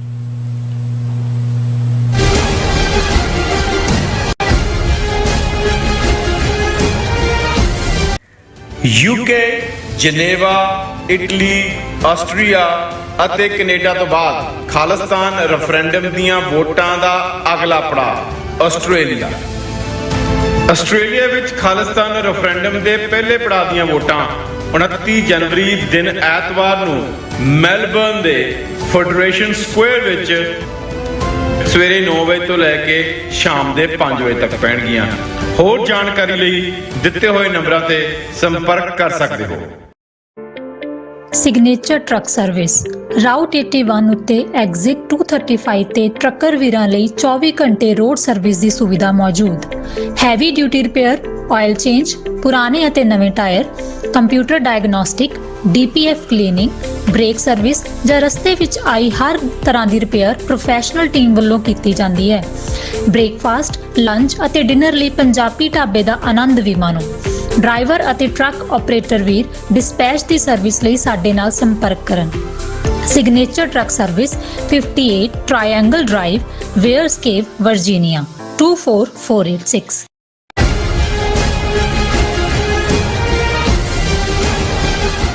Viewers welcome back on program. So viewers ਤੁਹਾਨੂੰ ਆਪਾਂ ਦੱਸ ਦਈਏ ਕਿ ਇਸ ਵੀਕ ਦਾ ਔਰ ਇਸ ਸਾਲ ਦਾ ਆਪਾਂ ਐਂਡ ਵਾਲਾ ਪ੍ਰੋਗਰਾਮ ਕਰਨ ਜਾ ਰਹੇ ਹਾਂ।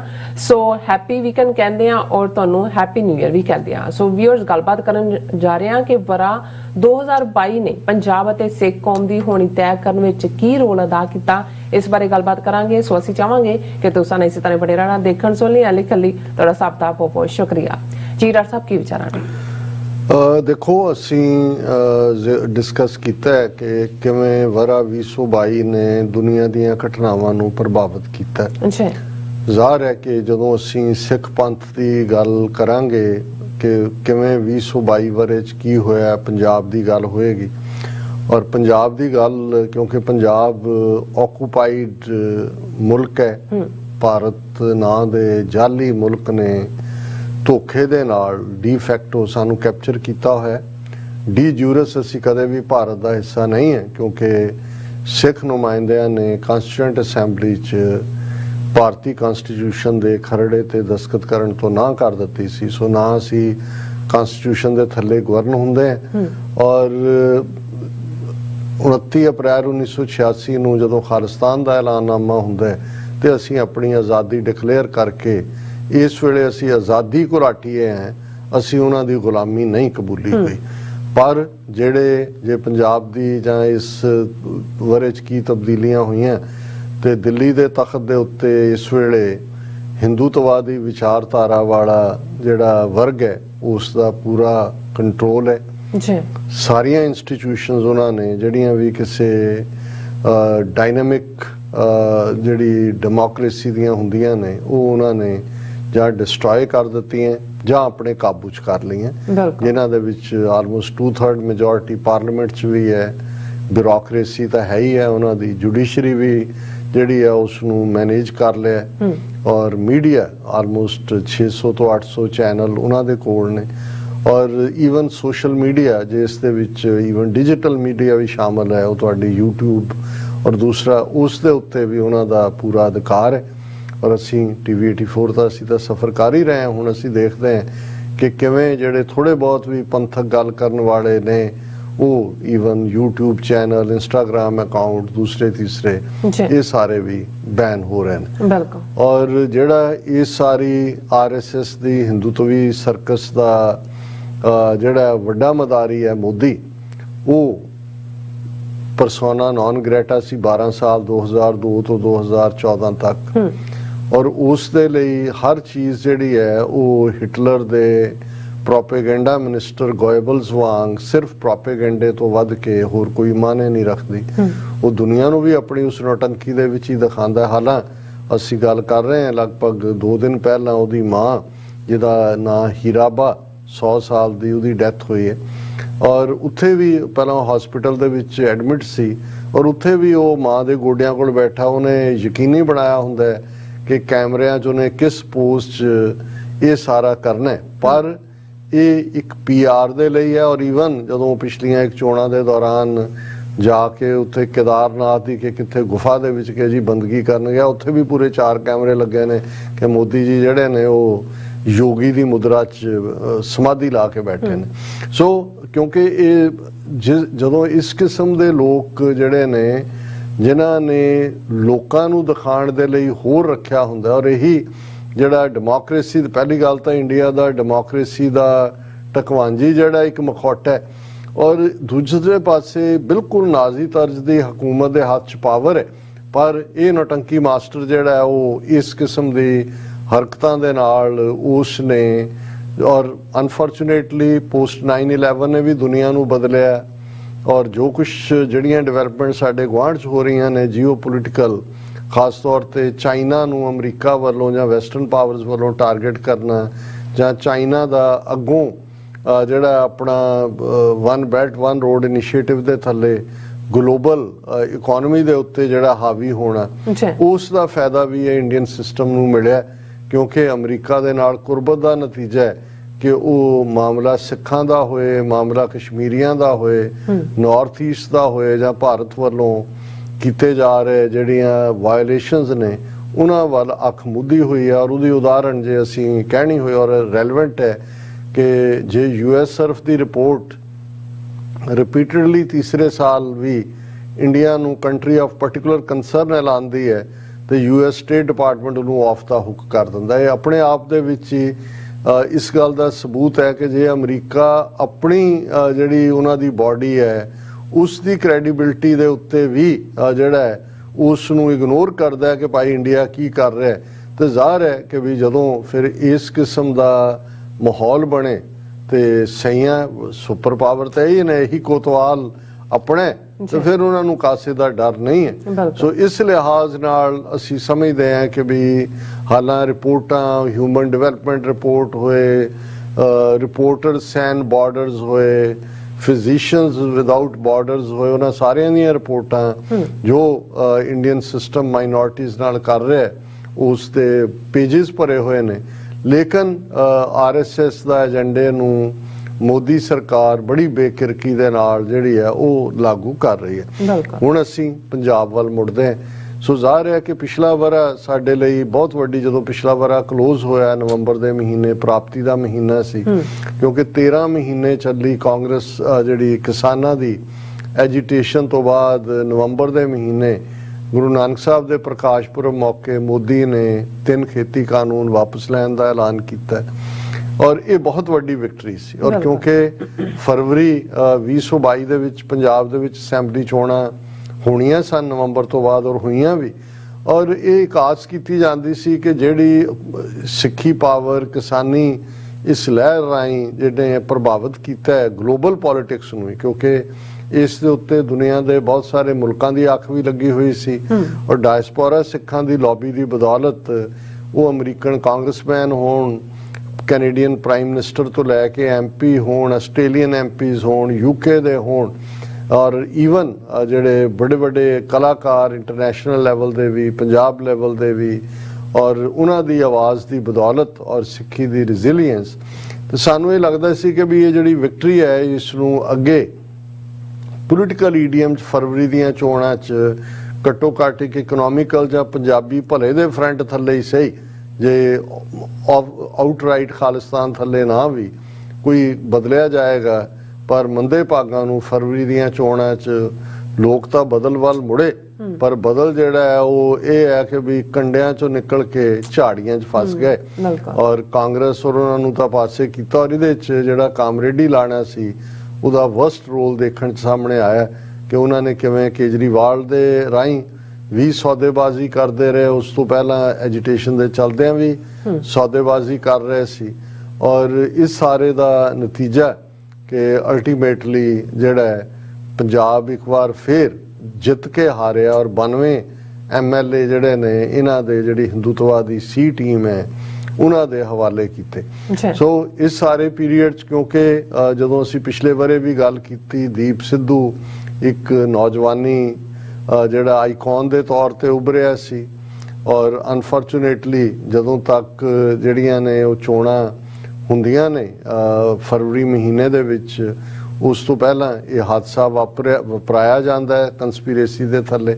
ਔਰ ਇਸ ਪੀਰੀਅਡ ਦੇ ਵਿੱਚ ਜਿਹੜਾ ਦੂਸਰੀ ਆਵਾਜ਼ ਪਾਵਰਫੁਲ ਬਣ ਕੇ ਉਭਰੀ, ਔਰ ਜਿਹਨੇ ਪਾਰਲੀਮੈਂਟ ਦੀਆਂ ਚੋਣਾਂ ਨੂੰ ਵੀ ਜਿਹੜਾ ਹੈ ਉਹ ਪ੍ਰਭਾਵਿਤ ਕੀਤਾ, ਉਹ ਸਿੱਧੂ ਮੂਸੇਵਾਲਾ ਦਾ ਸੀ। ਔਰ ਉਸ ਦਾ ਵੀ ਮਰਡਰ ਹੋਇਆ ਅੱਜ ਕਿੰਨੇ 7-8 ਮਹੀਨੇ ਲੰਘ ਗਏ ਨੇ। ਔਰ ਪੰਜਾਬ ਦੇ ਵਿੱਚ ਕਿਉਂਕਿ ਇੰਨਾ ਹਾਈ ਪ੍ਰੋਫਾਈਲ ਮਰਡਰ ਦਾ ਹੋਣਾ, ਔਰ ਉਸ ਦੇ ਬਾਵਜੂਦ ਕਿਉਂਕਿ ਹੈ ਤਾਂ ਕੰਮ ਏਜੰਸੀਆਂ ਦਾ, ਲੇਕਿਨ ਫਿਰ ਵੀ ਸਰਕਾਰ ਦੀ ਫੇਲਿਓਰ ਔਰ ਬਾਕੀ ਹਰ ਫਰੰਟ ਤੇ ਫੇਲਿਓਰ ਜਿਹੜੀ ਹੈ ਉਸ ਦਾ ਅਸੀਂ ਰੋਜ਼ਾਨਾ ਜ਼ਿਕਰ ਕਰਦੇ ਹਾਂ, ਮੈਂ ਵੇਰਵੇ 'ਚ ਨਹੀਂ ਜਾਵਾਂਗਾ। ਸੋ ਇਹ ਵੀ ਇੱਕ ਪਾਸੇ ਜਿੱਥੇ ਇਹ ਫਰਵਰੀ ਦੀਆਂ ਚੋਣਾਂ ਜਿਹੜੀਆਂ ਸੀ ਉਹ ਆਪਣੇ ਆਪ ਦੇ ਵਿੱਚ ਇੱਕ ਸਾਡੇ ਲਈ ਸੈਟਬੈਕ ਸੀ ਕਿ ਪੋਲੀਟੀਕਲੀ ਅਸੀਂ ਕੋਈ ਕੰਕਰੀਟ ਆਪਣੇ ਪਾਸੇ ਵੱਲ ਨਹੀਂ ਲਿਆ ਸਕੇ ਉਸ ਸਟਰੈਂਥ ਨੂੰ, ਲੇਕਿਨ ਵਿਦਨ 3-4 ਮੰਥਸ ਭਗਵੰਤ ਮਾਨ ਨੂੰ ਰਿਜ਼ਾਈਨ ਕਰਨਾ ਹੀ ਪੈਣਾ ਸੀ। CM ਬਣਿਆ MP ਤੋਂ, ਔਰ ਉਸੇ ਹੀ ਸੰਗਰੂਰ ਹਲਕੇ ਤੋਂ ਸਰਦਾਰ ਸਿਮਰਨਜੀਤ ਸਿੰਘ ਮਾਨ ਦੀ ਐਜ਼ ਏ ਮੈਂਬਰ ਪਾਰਲੀਮੈਂਟ ਜਿੱਤ ਜਿਹੜੀ ਹੈ ਉਹ ਆਪਣੇ ਆਪ 'ਚ ਵੱਡੀ ਪ੍ਰਾਪਤੀ ਸੀ, ਕਿਉਂਕਿ ਉਹ ਖਾਲਿਸਤਾਨ ਦੇ ਝੰਡਾ ਬਰਦਾਰ ਨੇ। ਔਰ ਇਹ ਇਸ ਗੱਲ ਨੇ ਬੜੀ ਸਟਰੈਂਥ ਦਿੱਤੀ ਸਾਰੀ ਗੱਲ ਨੂੰ ਕਿ ਭਾਈ ਗੱਲ ਜਿਹੜੀ ਹੈ ਪੰਜਾਬ ਦੇ ਲੋਕ ਖਾਲਿਸਤਾਨ ਦੇ ਨਾਲ ਖੜੇ ਨੇ। ਔਰ ਇਸ ਸਾਰੇ ਦੇ ਚੱਲਦੇ ਆ ਕਿਉਂਕਿ ਇਹਨਾਂ ਚੋਣਾਂ ਨੇ ਅਕਾਲੀ ਦਲ ਨੂੰ ਹੋਰ ਕਮਜ਼ੋਰ, ਜਿਹੜਾ ਰਵਾਇਤੀ 100 ਸਾਲ ਤੋਂ ਜਿਹੜੀ ਪਾਰਟੀ ਸਿਰਫ 3 MLA ਉਹ ਅਸੈਂਬਲੀ 'ਚ ਭੇਜ ਸਕੀ, ਔਰ ਲਗਾਤਾਰਤਾ ਨਾਲ ਉਹ ਕਮਜ਼ੋਰੀ ਬੇਸ਼ੱਕ ਦਿੱਲੀ ਕਮੇਟੀ ਦਾ ਬਿਲਕੁਲ ਇਹਨਾਂ ਦੇ ਹੱਥੋਂ ਨਿਕਲ ਕੇ BJP ਦੀ ਆਊਟਫਿਟ ਬਣ ਜਾਣਾ, ਜਾਂ ਹੁਣ ਹਰਿਆਣਾ ਕਮੇਟੀ ਜਿਹੜੀ ਈਵਨ ਅਮੈਂਡਮੈਂਟ ਬਿੱਲ ਦੇ ਥੱਲੇ ਐਡਹੌਕ ਕਮੇਟੀ ਬਣਾਉਣ ਦੇ ਹੱਕ ਹੀ ਹਰਿਆਣਾ ਸਰਕਾਰ ਕੋਲ ਨੇ, 18 ਮਹੀਨੇ ਫਿਰ 18 ਮਹੀਨੇ।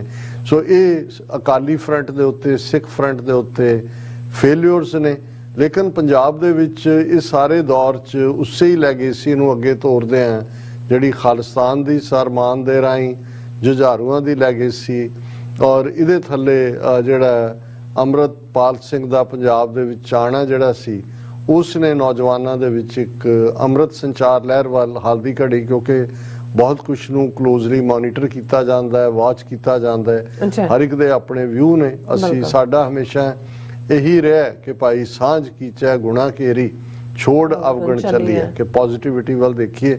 ਸੋ ਮੈਂ ਉਹਨਾਂ ਐਸਪੈਕਟਸ ਦੀ ਗੱਲ ਹੀ ਕਰ ਰਹੇ ਹਾਂ ਕਿਉਂਕਿ ਅਜੇ ਬਹੁਤ ਕੁਝ ਟੈਸਟ ਵੀ ਹੋਣਾ, ਲੇਕਿਨ ਪੰਜਾਬ ਦੀ ਨੌਜਵਾਨੀ ਜਿਹੜੀ ਹੈ ਉਹ ਇਵੇਂ ਲੱਗਦਾ ਹੈ ਕਿ ਵੀ ਆਪਣੀਆਂ ਜੜ੍ਹਾਂ ਦੀ ਤਲਾਸ਼ 'ਚ ਹੈ, ਔਰ ਉਸ ਦੇ ਲਈ ਪੋਲੀਟੀਕਲ ਗੋਲ ਤਾਂ ਜ਼ਾਹਰ ਹੈ ਖਾਲਿਸਤਾਨ ਹੈ, ਪਰ ਧਾਰਮਿਕ ਤੌਰ ਦੇ ਉੱਤੇ ਚੇਤਨਤਾ ਔਰ ਪੰਜਾਬ ਦੇ ਵਿੱਚ ਜਿੰਨਾ ਕਿ ਨਾ 8-9 ਮਹੀਨਿਆਂ ਜੀਵਨ ਇਸ ਨਵੀਂ ਸਰਕਾਰ ਦੇ ਆਇਆ ਨਸ਼ਿਆਂ ਦਾ ਪਸਾਰ ਹੋਇਆ ਉਸ ਨੂੰ ਚੈਲੰਜ ਕਰਨ ਦੇ ਲਈ ਸੀਰੀਅਸ ਯਤਨ ਨੇ ਔਰ ਇਸ ਸਾਰੇ ਦੇ ਚੱਲਦਿਆਂ ਹੁਣ ਅਸੀਂ ਪੰਜਾਬ ਦੇ ਹਵਾਲੇ ਨਾਲ ਤੇ ਇਹੀ ਡਿਵੈਲਪਮੈਂਟਸ ਮੈਨੂੰ ਨਜ਼ਰ ਆਉਂਦੀਆਂ ਕਿ ਕੋਈ ਨਾ ਕੋਈ ਇਸ ਚੋਂ ਆਉਣ ਵਾਲੇ ਪੀਰੀਅਡ 'ਚ ਹਾਲਾਂ ਚੈਲੰਜ ਵੀ ਹੋਇਆ ਉਹ ਜਿਹੜਾ ਸੂਰ ਦੇ ਬੱਚੇ ਦਾ ਮਾਰਿਆ ਜਾਣਾ ਅੰਮ੍ਰਿਤਸਰ ਦੇ ਵਿੱਚ ਔਰ ਚੈਲੰਜ ਵੰਗਾਰ ਔਰ ਇਹ ਸਾਰੇ ਲਫ਼ਜ਼ ਚੱਲ ਰਹੇ ਨੇ ਪਰ ਡਾਇਸਪੋਰਾ ਸਿੱਖਾਂ ਦੀਆਂ ਜਿਹੜੀਆਂ ਨੇ ਵੀ ਬਹੁਤ ਵੱਡੀਆਂ ਪ੍ਰਾਪਤੀਆਂ ਨੇ ਔਰ ਉਸ ਦੇ ਵਿੱਚ ਮੈਂ ਖਾਸ ਤੌਰ ਤੇ ਸ਼ੁਰੂਆਤ ਖਾਲਿਸਤਾਨ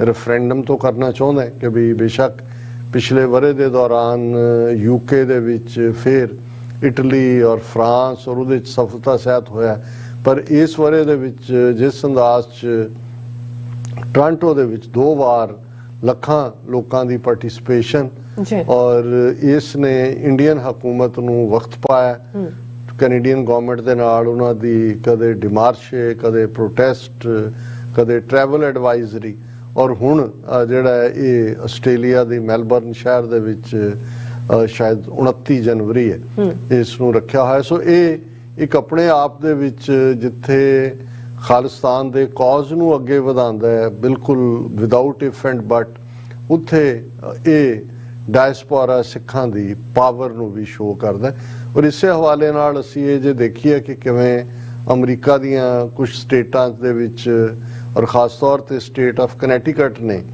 ਜਿਵੇਂ 29 ਅਪ੍ਰੈਲ 1986 ਨੂੰ ਐਜ਼ ਫਰੀडम ਡੇ ਰੈਕਗਨਾਈਜ਼ ਕੀਤਾ ਉਹਨਾਂ ਦੀ ਹਾਊਸ ਦੇ ਵਿੱਚ ਜਿਹੜੀ ਆ ਉਹਨਾਂ ਦੀ ਪ੍ਰੋਕਲੇਮੇਸ਼ਨ ਨਵੰਬਰ 84 ਦੀ ਸਿੱਖ ਨਸਲਕੁਸ਼ੀ ਨੂੰ ਰੈਕਗਨਾਈਜ਼ ਕਰਨ ਦਾ ਯਤਨ ਜਿਹੜੇ ਨੇ ਹੋਰ ਅੱਗੇ ਵਧੇ ਨੇ ਸੋ ਇਹ ਸਾਰੇ ਯਤਨ ਥਾਂ ਹੋਏ ਔਰ ਇਹਦੇ ਬਾਵਜੂਦ ਕਿ ਇੰਡੀਅਨ ਸਿਸਟਮ ਨੇ ਕਨੈਟੀਕਟ 'ਚ ਬਦਨਾਮ ਕਰਨ ਲਈ ਟਰੱਕ ਹਾਇਰ ਕਰਕੇ ਦੂਜਾ ਕੀਤਾ ਪਰ ਸਿੱਖ ਜਿਹੜੇ ਨੇ ਔਨ ਦਾ ਐਗਰੈਸਿਵ ਮੋਡ ਨੇ ਔਰ ਇਹ ਸਾਰੇ ਯੂਕੇ 'ਚ ਮੈਂ ਸਮਝਦਾ ਵੀ ਜਿੰਨੇ ਵੀ ਇਸ਼ੂ ਆਏ ਫਾਰਮਰਸ ਵਾਲਾ ਪਿਛਲੇ ਵਰੇ 'ਚ ਇਸ ਵਰੇ 'ਚ ਵੀ ਦੋਨੋਂ ਹੀ ਜਿਹੜੇ ਮੈਂਬਰ ਪਾਰਲੀਮੈਂਟ ਤਨਮਨਜੀਤ ਸਿੰਘ ਢੇਸੀ ਔਰ ਪ੍ਰੀਤ ਕੌਰ ਗਿੱਲ ਉਹਨਾਂ ਨੇ ਬੜੀ ਪੋਜ਼ਿਟਿਵਲੀ ਆਪਣੀ ਜਿਹੜੀ ਹੈ ਭੂਮਿਕਾ ਨਿਭਾਈ ਔਰ ਇਸ ਵਰੇ ਦੇ ਵਿੱਚ ਆਸਟ੍ਰੇਲੀਅਨ ਸਾਡੇ ਸਿੱਖ ਨੌਜਵਾਨ ਜਿਹੜੇ ਨੇ ਉਹ ਵੀ ਖਾਲਿਸਤਾਨ ਦੇ ਰਡਾਰ ਦੇ ਉੱਤੇ ਆਏ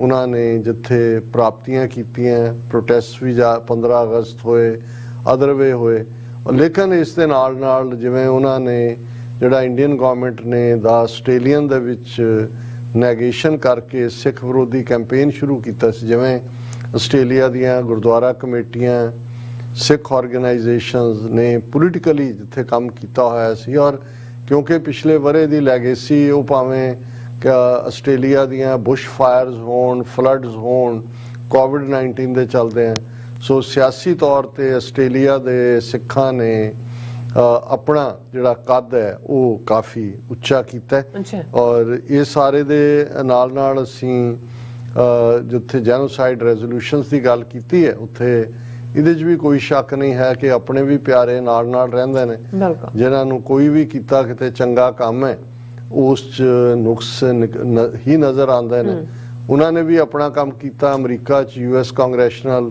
ਸਿੱਖ ਕਾਕਸ ਦੇ ਕੰਮ ਨੂੰ ਛੁਟਿਆਉਣ ਦੀ ਕੋਸ਼ਿਸ਼ ਕੀਤੀ ਕਰੈਕਟਰ ਅਸੈਸੀਨੇਸ਼ਨ ਵੀ ਉਹਦਾ ਹਿੱਸਾ ਰਹਿੰਦਾ ਹੈ ਔਰ ਇਸ ਸਭ ਦੇ ਬਾਵਜੂਦ ਅਮਰੀਕਾ ਦੇ ਵਿੱਚ ਜਿੰਨੀਆਂ ਵੱਡੀਆਂ ਕੈਨੇਡਾ ਜਿੰਨੇ ਵੱਡੇ ਨਗਰ ਕੀਰਤਨ ਦੂਜੇ ਨੇ ਯੂਬਾ ਸਿਟੀ ਦੇ ਵਿੱਚ ਵੀ ਜਿੱਥੇ 1.5 ਲੱਖ ਤੋਂ ਜ਼ਿਆਦਾ ਸਿੱਖ ਸੰਗਤਾਂ ਦੀ ਪਾਰਟਿਸਿਪੇਸ਼ਨ ਸੀ ਸ਼ੁਰੂ ਤੋਂ ਅਖੀਰ ਤੱਕ ਖਾਲਿਸਤਾਨ ਦੀ ਸੁਰ ਹਾਵੀ ਰਹੀ ਨਿਊਯਾਰਕ ਦੇ ਵਿੱਚ ਸਿੱਖ ਡੇ ਪੈਰੇਡ ਔਰ ਇਵੇਂ ਹੀ ਵਾਸ਼ਿੰਗਟਨ DC ਦੇ ਕੈਪੀਟਲ ਹਿੱਲ ਦੇ ਉੱਤੇ ਜਿੱਥੇ ਸਿੱਖ ਨੈਸ਼ਨਲ ਡੇ ਦੇ ਤੌਰ ਤੇ ਇਹਦੀ ਰੈਕਗਨੀਸ਼ਨ ਹੈ ਔਰ ਵਰਲਡ ਸਿੱਖ ਪਾਰਲੀਮੈਂਟ ਜਿਹੜੀ 2015 ਦੇ ਸਰਬੱਤ ਖਾਲਸਾ ਚੋਂ ਜਿਸ ਦਾ ਜਨਮ ਹੁੰਦਾ ਹੈ ਉਸ ਦਾ ਕਿਉਂਕਿ ਕੋਵਿਡ ਦੇ ਚੱਲਦੇ ਆ 2 ਸਾਲ ਕੋਈ ਸੈਸ਼ਨ ਨਹੀਂ ਸੀ ਹੋ ਸਕਿਆ ਉਸ ਦਾ ਬੜਾ ਸਕਸੈਸਫੁਲ ਸੈਸ਼ਨ ਜਿਹੜਾ ਉਹ ਪਿਛਲੇ ਦਿਨਾਂ 'ਚ ਮੈਰੀਅਟ ਹੋਟਲ ਟੋਰਾਂਟੋ ਦੇ ਵਿੱਚ ਹੋਇਆ ਦੁਨੀਆ ਭਰ ਦੇ ਨੁਮਾਇੰਦਿਆਂ ਦੀ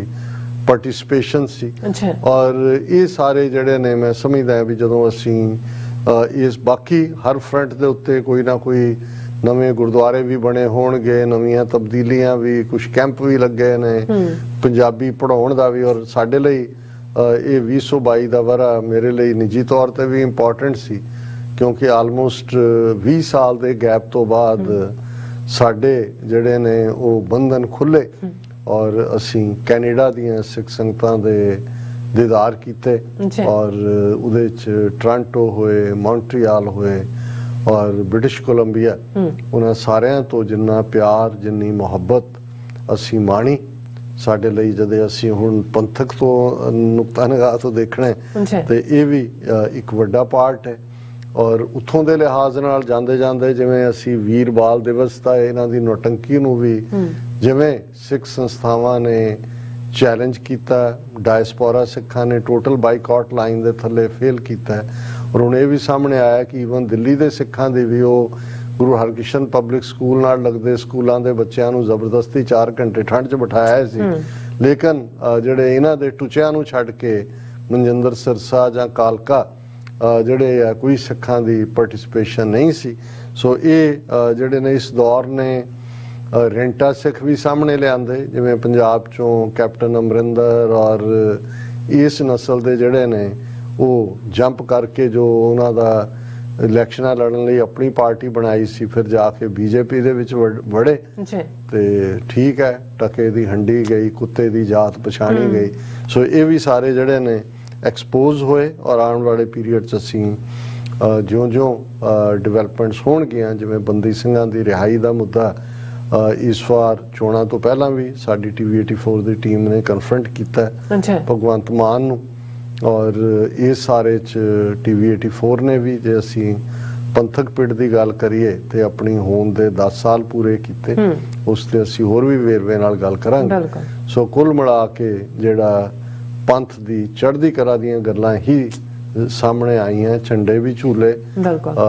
ਸਭ ਤੋਂ ਪੁਰਾਣਾ ਜਿਹੜਾ ਸਾਡਾ ਇਤਿਹਾਸਕ ਗੁਰਦੁਆਰਾ ਹੈ ਸਟਾਕਟਨ ਦੇ ਵਿੱਚ, Pacific cost Khalsa Diwan society, ਉਹਨਾਂ ਨੇ ਪੂਰਾ ਖਾਲਿਸਤਾਨ ਦਾ ਝੰਡਾ ਨਾਲ ਜਿਹੜਾ ਹੈ ਉਹ ਝੁਲਾਇਆ ਪੱਕੇ ਤੌਰ ਦੇ ਉੱਤੇ। ਇਹ ਵੀ ਇੱਕ ਮੁਹਿੰਮ ਜਿਹੜੀ ਵਿੱਢੀ ਹੋਈ ਹੈ ਕਿ ਭਾਈ ਅਸੀਂ ਜਿਹੜਾ ਖਾਲਿਸਤਾਨ ਹਾਸਿਲ ਕਰਨਾ ਹੀ ਕਰਨਾ। ਔਰ ਮੈਂ ਇਹ ਜਿਹੜਾ ਨਿਊ ਈਅਰ ਈਵ ਹੈ ਇਸ ਦੇ ਉੱਤੇ ਫਰੀਮੌਂਟ ਗੁਰਦੁਆਰਾ ਸਾਹਿਬ ਸੰਗਤ ਦੇ ਦੀਦਾਰ ਕਰਾਂਗੇ। ਔਰ 1 ਜਨਵਰੀ ਦਾ ਦੀਵਾਨ ਜਿਹੜਾ ਹੈ ਸੰਡੇ ਦਾ, ਇਹ ਇਸੇ ਹੀ Pacific cost Khalsa Diwan society Stockton ਦੀਆਂ ਸੰਗਤਾਂ ਦੇ ਨਾਲ ਜਿਹੜਾ ਸਾਂਝਾ ਕਰਾਂਗੇ। ਔਰ ਫਿਰ 2 ਜਨਵਰੀ ਨੂੰ ਅਸੀਂ ਜਿਹੜਾ ਟਿਊਜ਼ਡੇ ਆਪਣੇ ਵਿਊਅਰਸ ਦੇ ਰੂਬਰੂ ਹੋਵਾਂਗੇ। ਜੀ ਰਾਜ ਸਾਹਿਬ, ਤੁਹਾਡਾ ਬਹੁਤ ਬਹੁਤ ਸ਼ੁਕਰੀਆ। ਸਾਥੀਆਂ ਨੇ ਬ੍ਰੇਕ ਵਿਊਅਰਸ, ਤੁਸੀਂ ਕਿਤੇ ਨਹੀਂ ਜਾਣਾ, ਮਿਲਦੇ ਆ after this short break.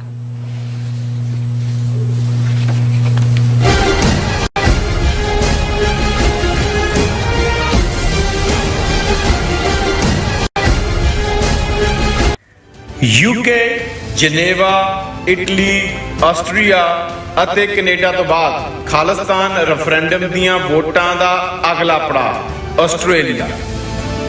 Australia ਵਿੱਚ ਖਾਲਿਸਤਾਨ ਰੈਫਰੈਂਡਮ ਦੇ ਪਹਿਲੇ ਪੜਾਅ ਦੀਆਂ ਵੋਟਾਂ 29 ਜਨਵਰੀ ਦਿਨ ਐਤਵਾਰ ਨੂੰ ਮੈਲਬਰਨ ਦੇ ਫੈਡਰੇਸ਼ਨ ਸਕੁਆਇਰ ਵਿੱਚ ਸਵੇਰੇ 9 ਵਜੇ ਤੋਂ ਲੈ ਕੇ ਸ਼ਾਮ ਦੇ 5 ਵਜੇ ਤੱਕ ਪੈਣਗੀਆਂ। ਹੋਰ ਜਾਣਕਾਰੀ ਲਈ ਦਿੱਤੇ ਹੋਏ ਨੰਬਰਾਂ ਤੇ ਸੰਪਰਕ ਕਰ ਸਕਦੇ ਹੋ। ਕੀ ਤੁਸੀਂ ਆਪਣੇ ਟੈਕਸਸ ਨੂੰ ਲੈ ਕੇ ਚਿੰਤਤ ਹੋ? ਤੁਸੀਂ ਆਪਣੀ ਕਮਾਈ ਲਈ ਮਿਹਨਤ ਕਰਦੇ ਹੋ, ਭਾਵੇਂ ਤੁਸੀਂ ਨੌਕਰੀ ਵਿੱਚ ਹੋਵੋ ਜਾਂ ਆਪਣਾ ਬਿਜ਼ਨਸ ਚਲਾਉਂਦੇ ਹੋ। ਜਦੋਂ ਟੈਕਸ ਭਰਨ ਦਾ ਸਮਾਂ ਆਉਂਦਾ ਤਾਂ ਤੁਹਾਨੂੰ ਇੱਕ ਭਰੋਸੇਯੋਗ ਟੈਕਸ ਅਕਾਊਂਟੈਂਟ ਦੀ ਲੋੜ ਹੈ ਜੋ ਟੈਕਸ ਬੈਲੈਂਸ ਦਾ ਤੁਹਾਡੇ ਪੱਖ ਵਿੱਚ ਜਾਣਾ ਯਕੀਨੀ ਬਣਾਵੇ। ਸਿਆਟਲ ਦੀ ਜਾਣੀ ਪਹਿਚਾਣੀ company Accurate Accountants and Taxes ਤੁਹਾਡੀ ਸੇਵਾ ਵਿੱਚ ਹਾਜ਼ਰ ਹੈ। ਅਸੀਂ ਹਰ ਤਰ੍ਹਾਂ ਦੇ ਟੈਕਸ ਭਰਨ ਵਿੱਚ ਤੁਹਾਡੀ ਮਦਦ ਕਰਾਂਗੇ। ਟੈਕਸ ਸੰਬੰਧੀ ਕਿਸੇ ਵੀ ਤਰ੍ਹਾਂ ਦੇ ਸਵਾਲ ਲਈ ਅੱਜ ਹੀ ਸਾਡੇ ਤੱਕ ਪਹੁੰਚ ਕਰੋ। Accurate Accountants and Texas.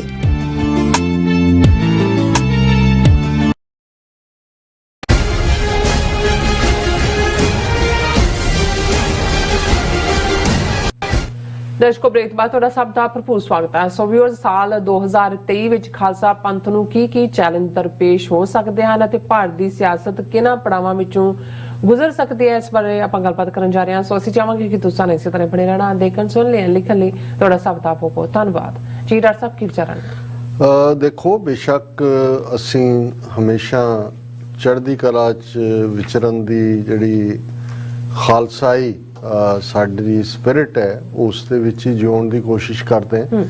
ਔਰ ਜਿਵੇਂ ਅਸੀਂ 2022 ਦੇ ਵਰੇ ਨੂੰ, ਉਸ ਦੀਆਂ ਘਟਨਾਵਾਂ ਨੂੰ ਜਿਹੜਾ ਉਸ ਦੀ ਪੜਚੋਲ ਕਰਦੇ ਹਾਂ, ਉਸ ਦਾ ਮੰਥਨ ਕਰਦੇ ਹਾਂ, ਅਸੀਂ ਦੇਖਿਆ ਕਿ ਰੁਕਾਵਟਾਂ ਦੇ ਬਾਵਜੂਦ, ਹਾਲਾਂ ਫਰਵਰੀ ਚੋਣਾਂ ਨਿਰਾਸ਼ ਕਰਨ ਵਾਲੀਆਂ ਸੀ, ਕਿ ਉਹਦੇ 'ਚ ਅਸੀਂ ਇੱਕ ਹੋਰ ਖਤਰਨਾਕ ਹਿੰਦੂਤਵੀ ਧਿਰ ਨੂੰ ਬਦਲ ਦੇ ਤੌਰ ਤੇ ਲਿਆ ਕੇ ਜਿਹੜਾ ਪੰਜਾਬ ਦੇ ਤਖਤ ਤੇ ਬਿਠਾ ਦਿੱਤਾ।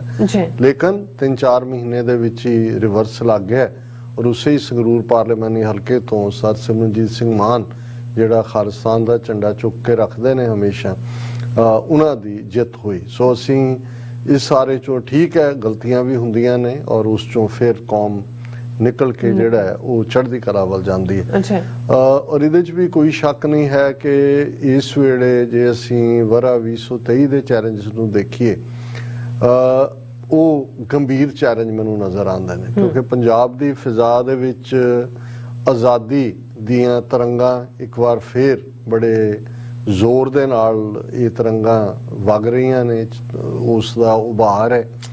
ਪੰਜਾਬ ਦੀ ਜਵਾਨੀ ਦੇ ਵਿੱਚ ਵੀ ਅਣਖ ਔਰ ਗੈਰਤ ਦਾ ਪ੍ਰਭਾਵ ਅਸੀਂ ਜਦੋਂ ਦੇਖਦੇ ਹਾਂ ਕਿ ਕਿਵੇਂ ਅੰਮ੍ਰਿਤ ਸੰਚਾਰ ਲਹਿਰ ਦੇ ਵਿੱਚ ਸਿੱਖੀ ਵੱਲ ਮੁੜਨ ਦੀ ਲਾਈਨ ਹੈ।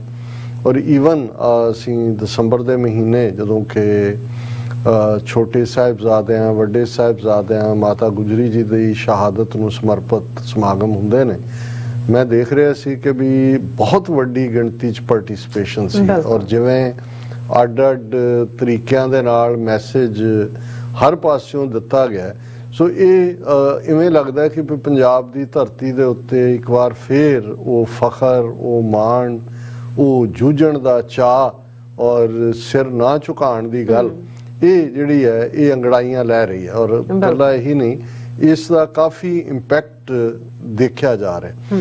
ਹੁਣ ਅਸੀਂ ਦੁਸ਼ਮਣ ਦੀ ਕੁਰਸੀ ਤੇ ਬੈਠ ਕੇ ਦੇਖੀਏ ਜਾਂ ਉਹਦੀਆਂ ਨਿਗਾਹਾਂ 'ਚ ਦੇਖੀਏ, ਜਿਹੜੀ ਗੱਲ ਸਾਨੂੰ ਉਤਸ਼ਾਹ ਜਾਂ ਹੌਸਲਾ ਦਿੰਦੀ ਹੈ, ਕਿਉਂਕਿ ਅਸੀਂ ਜ਼ਿਆਦਾ ਨਹੀਂ ਤਾਂ ਘੱਟੋ ਘੱਟ 40 ਸਾਲ ਦੇ ਤਾਂ ਇਹ ਨਹੀਂ ਹੈ ਵੀ ਸਿਰਫ ਆਈ ਵਿਟਨੈਸ ਹੈ, ਉਹ ਸਾਰੇ ਨੂੰ ਹੰਡਾਉਂਦੇ ਆ, ਇਹ ਸਾਰੇ ਚੋਂ ਗੁਜ਼ਰ ਰਹੇ ਤੇ ਫਿਰ ਜੇ ਸਾਨੂੰ ਚਾਅ ਜਾਂ ਉਤਸ਼ਾਹ ਲੱਗਦਾ ਔਰ ਸਾਨੂੰ ਲੱਗਦਾ ਹੈ ਕਿ ਵੀ ਸਾਡੀ ਫਰੀडम ਰਾਉਂਡ ਦਾ ਕਾਰਨਰ ਹੈ, ਦਸਤਕ ਦੇ ਰਹੀ ਹੈ, ਤਾਂ ਫਿਰ ਦੁਸ਼ਮਣ ਵੱਲ ਦੇਖੀਏ ਕਿ ਉਹ ਕੀ ਕਰੇਗਾ ਉਸ ਸਾਰੇ ਨੂੰ ਨੈਗੇਟ ਕਰਨ ਦੇ ਲਈ। ਇਹ ਸਭ ਤੋਂ ਜ਼ਰੂਰੀ ਹੁੰਦਾ ਹੈ ਔਰ ਇਹ ਸਾਡੀ ਕਿਤੇ ਨਾ ਕਿਤੇ ਕੌਮੀ ਘਾਟ ਵੀ ਹੈ ਕਿ ਅਸੀਂ ਅਮਰੀਕਨਾਂ ਤੋਂ ਮੈਂ ਇੱਕ ਗੱਲ ਜ਼ਰੂਰ ਸਿੱਖੀ ਹੈ ਕਿ ਵੀ ਇਹ ਜਦੋਂ ਵੀ ਕੋਈ ਪ੍ਰੋਜੈਕਟ ਬਣਾਉਂਦੇ ਨੇ ਤੇ ਸਭ ਤੋਂ ਪਹਿਲਾਂ ਹੁੰਦਾ ਹੈ ਕਿ worst scenario, what can go wrong, ਫਿਰ ਗੁੱਡ ਸਿਨੈਰੀਓ ਵੱਲ ਆਉਂਦੇ ਨੇ।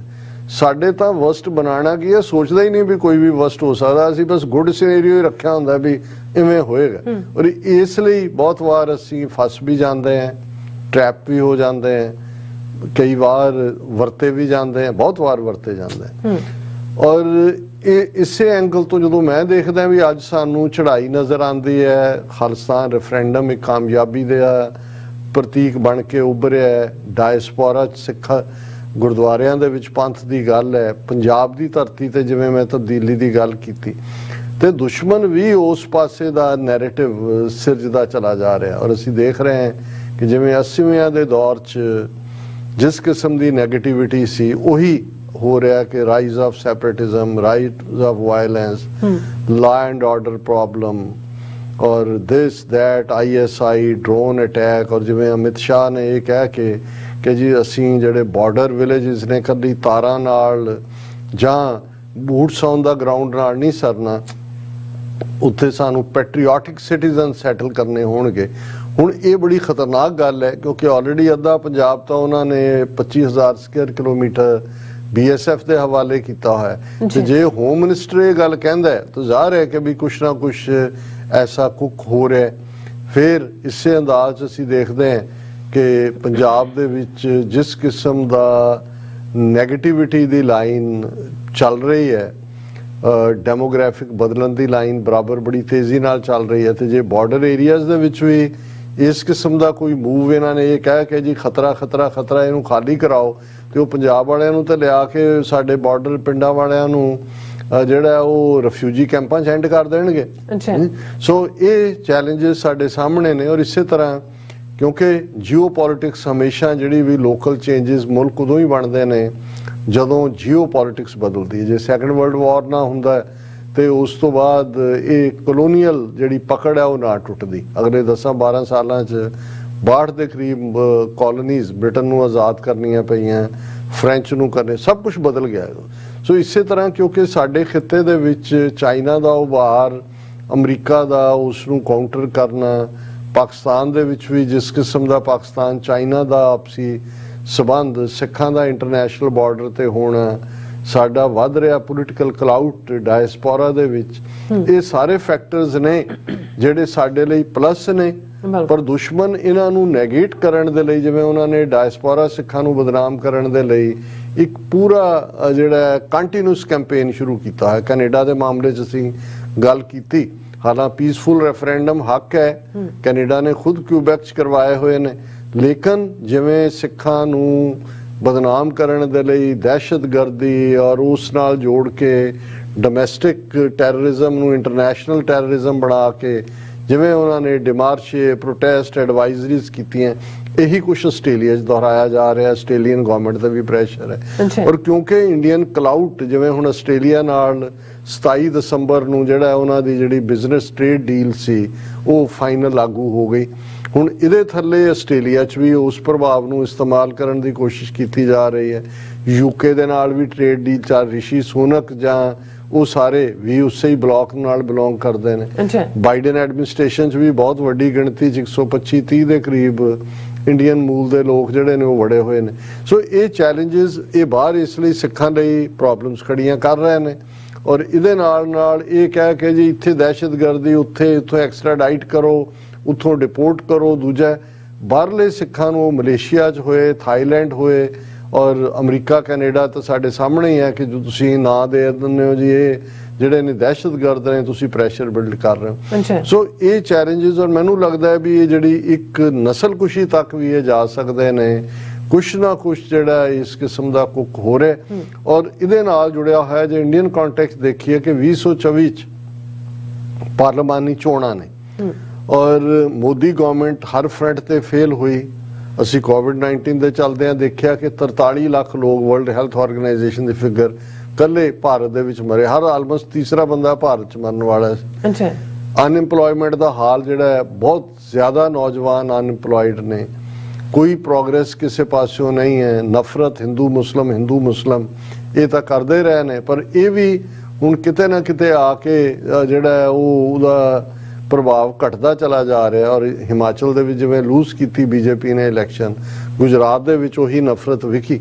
ਸੋ ਇਵੇਂ ਵੀ ਹੈ ਕਿ ਵੀ ਜਿਹੜਾ ਸਿੱਖਾਂ ਦਾ ਚੈਲੰਜ ਹੈ ਔਰ ਇਹਨਾਂ ਨੂੰ ਇਹ ਨਜ਼ਰ ਆਇਆ ਵੀ ਕਿਸਾਨ ਮੂਵਮੈਂਟ 13 ਮਹੀਨੇ ਚੱਲੀ, ਸਿੱਖਾਂ ਸਾਹਮਣੇ ਇਹਨਾਂ ਨੂੰ ਝੁਕਣਾ ਪਿਆ। ਇਹਨਾਂ ਦੀ ਕਿਰਕਰੀ ਹੋਈ, ਹੇਠੀ ਹੋਈ, ਕਿਉਂਕਿ ਮੋਦੀ ਤਾਂ ਕਿਸੇ ਅੱਗੇ ਝੁਕਦਾ ਹੀ ਨਹੀਂ ਹੈ। RSS ਵਾਪਸ ਨਹੀਂ ਕਰ ਸਕਦਾ ਸਟੈਪ ਬੈਕ।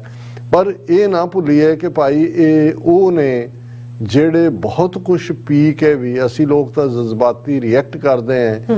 ਇਹ ਕਿਸ ਕਿਸਮ ਦੀ ਜਿਹੜੀ ਇਹਨਾਂ ਦੀ ਸੋਚ ਹੈ ਕਿ ਇਹ ਜਿਹੜੀ ਹੈ ਬਗਲ 'ਚ ਜਿਹੜੀ ਛੁਰੀ ਰੱਖਣ ਵਾਲੇ ਲੋਕ ਨੇ, ਮੂੰਹ ਤੇ ਰਾਮ। ਸੋ ਸਿੱਖਾਂ ਦੀ ਜਿਹੜੀ ਓਵਰ ਪੈਂਪਰਿੰਗ ਕਰਨ ਦੀ ਲਾਈਨ ਹੈ ਕੁਝ ਥਾਵਾਂ ਤੇ, ਹਾਲਾਂ ਉਹਦੇ 'ਚ ਵੀ ਉਹ RSS ਦਾ ਏਜੰਡਾ ਐਕਸਟੈਂਡ ਕਰ ਰਹੇ ਨੇ। ਉਹ ਸਾਡੇ ਲਈ ਫਿਕਰਮੰਦੀ ਦਾ ਕਾਰਨ ਹੋਣੀ ਚਾਹੀਦੀ ਹੈ, ਕਿਉਂਕਿ ਮੈਨੂੰ ਲੱਗਦਾ ਹੈ ਕਿ ਵੀ ਇਹ ਜਦੋਂ ਇਹਨਾਂ ਨੇ ਚਾਹਿਆ ਕਿ ਭਾਈ ਹੁਣ ਸਿੱਧੇ ਤੌਰ ਤੇ ਪੰਜਾਬ 'ਚ ਉਹਨਾਂ ਨੇ ਆਪਣਾ ਕੰਮ ਕਰਨਾ ਤੇ 2-4 ਘਟਨਾਵਾਂ ਪੰਜਾਬ 'ਚ ਕਰਵਾ ਕੇ ਲਾ ਐਂਡ ਆਰਡਰ ਦਾ ਜਿਹੜਾ ਹਵਾਲਾ ਦੇ ਕੇ ਉਹਦੀ ਭਗਵੰਤ ਮਾਨ ਦੀ ਗਵਰਨਮੈਂਟ ਨੂੰ ਡਿਸਮਿਸ ਕਰ ਦੇਣਗੇ, ਗਵਰਨਰ ਰੂਲ ਲਾ ਦੇਣਗੇ। ਆਲਰੇਡੀ BSF ਔਰ ਦੂਸਰਾ ਬਿਲਟ ਅਪ ਕਰ ਰਹੇ ਨੇ। ਔਰ ਫਿਰ ਸਿੱਖਾਂ ਨੂੰ ਜਿਹੜਾ ਹੈ ਇਹ ਇੱਕ ਹੋਰ ਨਸਲਕੁਸ਼ੀ ਦੇ ਦੌਰ 'ਚੋਂ ਗੁਜ਼ਰਨਾ ਪੈ ਸਕਦਾ। ਸੋ ਇਹ ਵਰਸਟ ਸਿਨੈਰੀਓ ਹੈ। ਗੁੱਡ ਸਿਨੈਰੀਓ ਤਾਂ ਇਹ ਹੈ ਵੀ ਅਸੀਂ ਇਹਨਾਂ ਨੂੰ ਭਜਾਇਆ ਪਹਿਲਾਂ ਵੀ, ਇਹਨਾਂ ਨੂੰ ਅਸੀਂ ਭਜਾ ਲਾਂਗੇ, ਪਰ ਸਾਨੂੰ ਵਰਸ ਦੇ ਲਈ ਤਿਆਰ ਰਹਿਣਾ ਜੀ ਚਾਹੀਦਾ। ਡਾਕਟਰ ਸਾਹਿਬ ਤੁਹਾਡਾ ਬਹੁਤ ਬਹੁਤ ਸ਼ੁਕਰੀਆ। ਸੋ ਇੱਥੇ ਲੈਣੇ ਬ੍ਰੇਕ। ਵਿਊਅਰਸ ਤੋਂ ਸਾਨੂੰ ਇਸੇ ਤਰ੍ਹਾਂ ਹੀ ਬਣੇ ਰਹਿਣਾ। ਮਿਲਦੇ ਹਾਂ ਛੋਟੇ ਜਿਹੇ ਵਕਫੇ ਤੋਂ ਬਾਅਦ।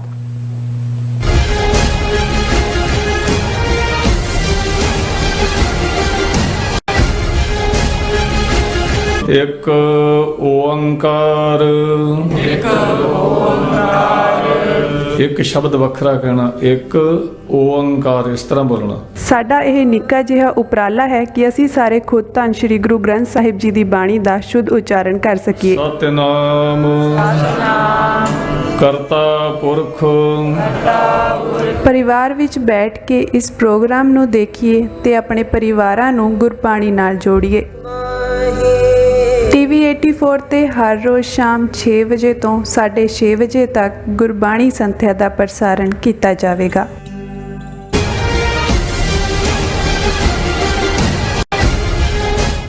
Viewers welcome back to program. So viewers end ਵਾਲੇ ਸੈਕਸ਼ਨ ਦੇ ਵਿੱਚ ਆਪਾਂ ਗੱਲਬਾਤ ਕਰਾਂਗੇ ਕਿ ਟੀਵੀ 84 ਨੇ 10 ਸਾਲ ਦਾ ਜਿਹੜਾ ਪੈਂਡਾ ਹੈ ਉਹ ਸਫਲਤਾ ਸਹਿਤ ਜਿਹੜਾ ਮੁਕਾ ਲਿਆ। ਸੋ ਇਹ ਜਿਹੜਾ ਪੈਂਡਾ ਹੈ ਸਾਡੇ ਸਪਾਂਸਰਸ, ਵਿਊਅਰਸ ਅਤੇ ਜਿਹੜੇ ਵੈਲ ਵਿਸ਼ਰਸ ਦੀ ਮਦਦ ਕਰਨ ਨਾਲ ਹੀ ਸੰਭਵ ਹੋ ਸਕਿਆ। ਸੋ ਵਰਾ 2023 ਦੀਆਂ ਅਸੀਂ ਸਭ ਨੂੰ ਸ਼ੁਭਕਾਮਨਾਵਾਂ ਭੇਟ ਕਰਦੇ ਹਾਂ ਅਤੇ ਅਰਦਾਸ ਕਰਦੇ ਹਾਂ ਕਿ ਜਿਹੜਾ ਵਾਹਿਗੁਰੂ ਜਿਹੜਾ ਇਹ ਸਾਲ ਹੈ ਇਹ ਧਰਤੀ ਤੇ ਅਮਨ ਅਮਾਨ ਬਖਸ਼ਣ, ਨਾਨਕ ਨਾਮ ਚੜ੍ਹਦੀ ਕਲਾ, ਤੇਰੇ ਪਾਣੇ ਸਰਬੱਤ ਦਾ ਭਲਾ।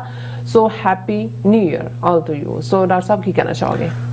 ਦੇਖੋ ਅਸੀਂ ਬੇਸ਼ੱਕ ਅਜੇ ਵੀ ਸਾਡੇ ਬੇਬੀ ਸਟੈਪ ਨੇ ਜੀ, ਔਰ 2012 ਦੇ ਵਿੱਚ ਜਿਹੜੀ ਹੈ ਇਸ ਦੀ ਸ਼ੁਰੂਆਤ ਹੋਈ, ਔਰ ਜਦੋਂ ਅਸੀਂ 2012 ਨੂੰ ਅਲਵਿਦਾ ਕਹਿ ਰਹੇ ਹਾਂ ਮੇਰੇ ਮਨ ਦੇ ਉੱਤੇ ਬਹੁਤ ਜਜ਼ਬਾਤ ਹਾਵੀ ਨੇ ਕਿ ਸਾਡੇ ਵੀਰ ਡਾਕਟਰ ਰਣਜੀਤ ਸਿੰਘ ਜਿਹੜੇ ਟੀਵੀ 84 ਦੇ ਬਾਨੀ ਨੇ, ਬਿਲਕੁਲ, ਜਿਨ੍ਹਾਂ ਦੀ ਮਿਹਨਤ, ਜਿਨ੍ਹਾਂ ਦੀ ਕਾਮਨਾ, ਔਰ ਜਿਹੜੇ ਹਮੇਸ਼ਾ ਇਹ ਸੋਚਦੇ ਸੀ ਕਿ ਇਹਨੂੰ ਇੱਕ ਦਿਨ ਐਸਾ ਆਏ ਕਿ ਸਿੱਖ ਕੌਮ ਦਾ, ਸਾਡੇ ਖਾਲਿਸਤਾਨ ਦਾ ਅਲ ਜਜ਼ੀਰਾ ਹੋਏ।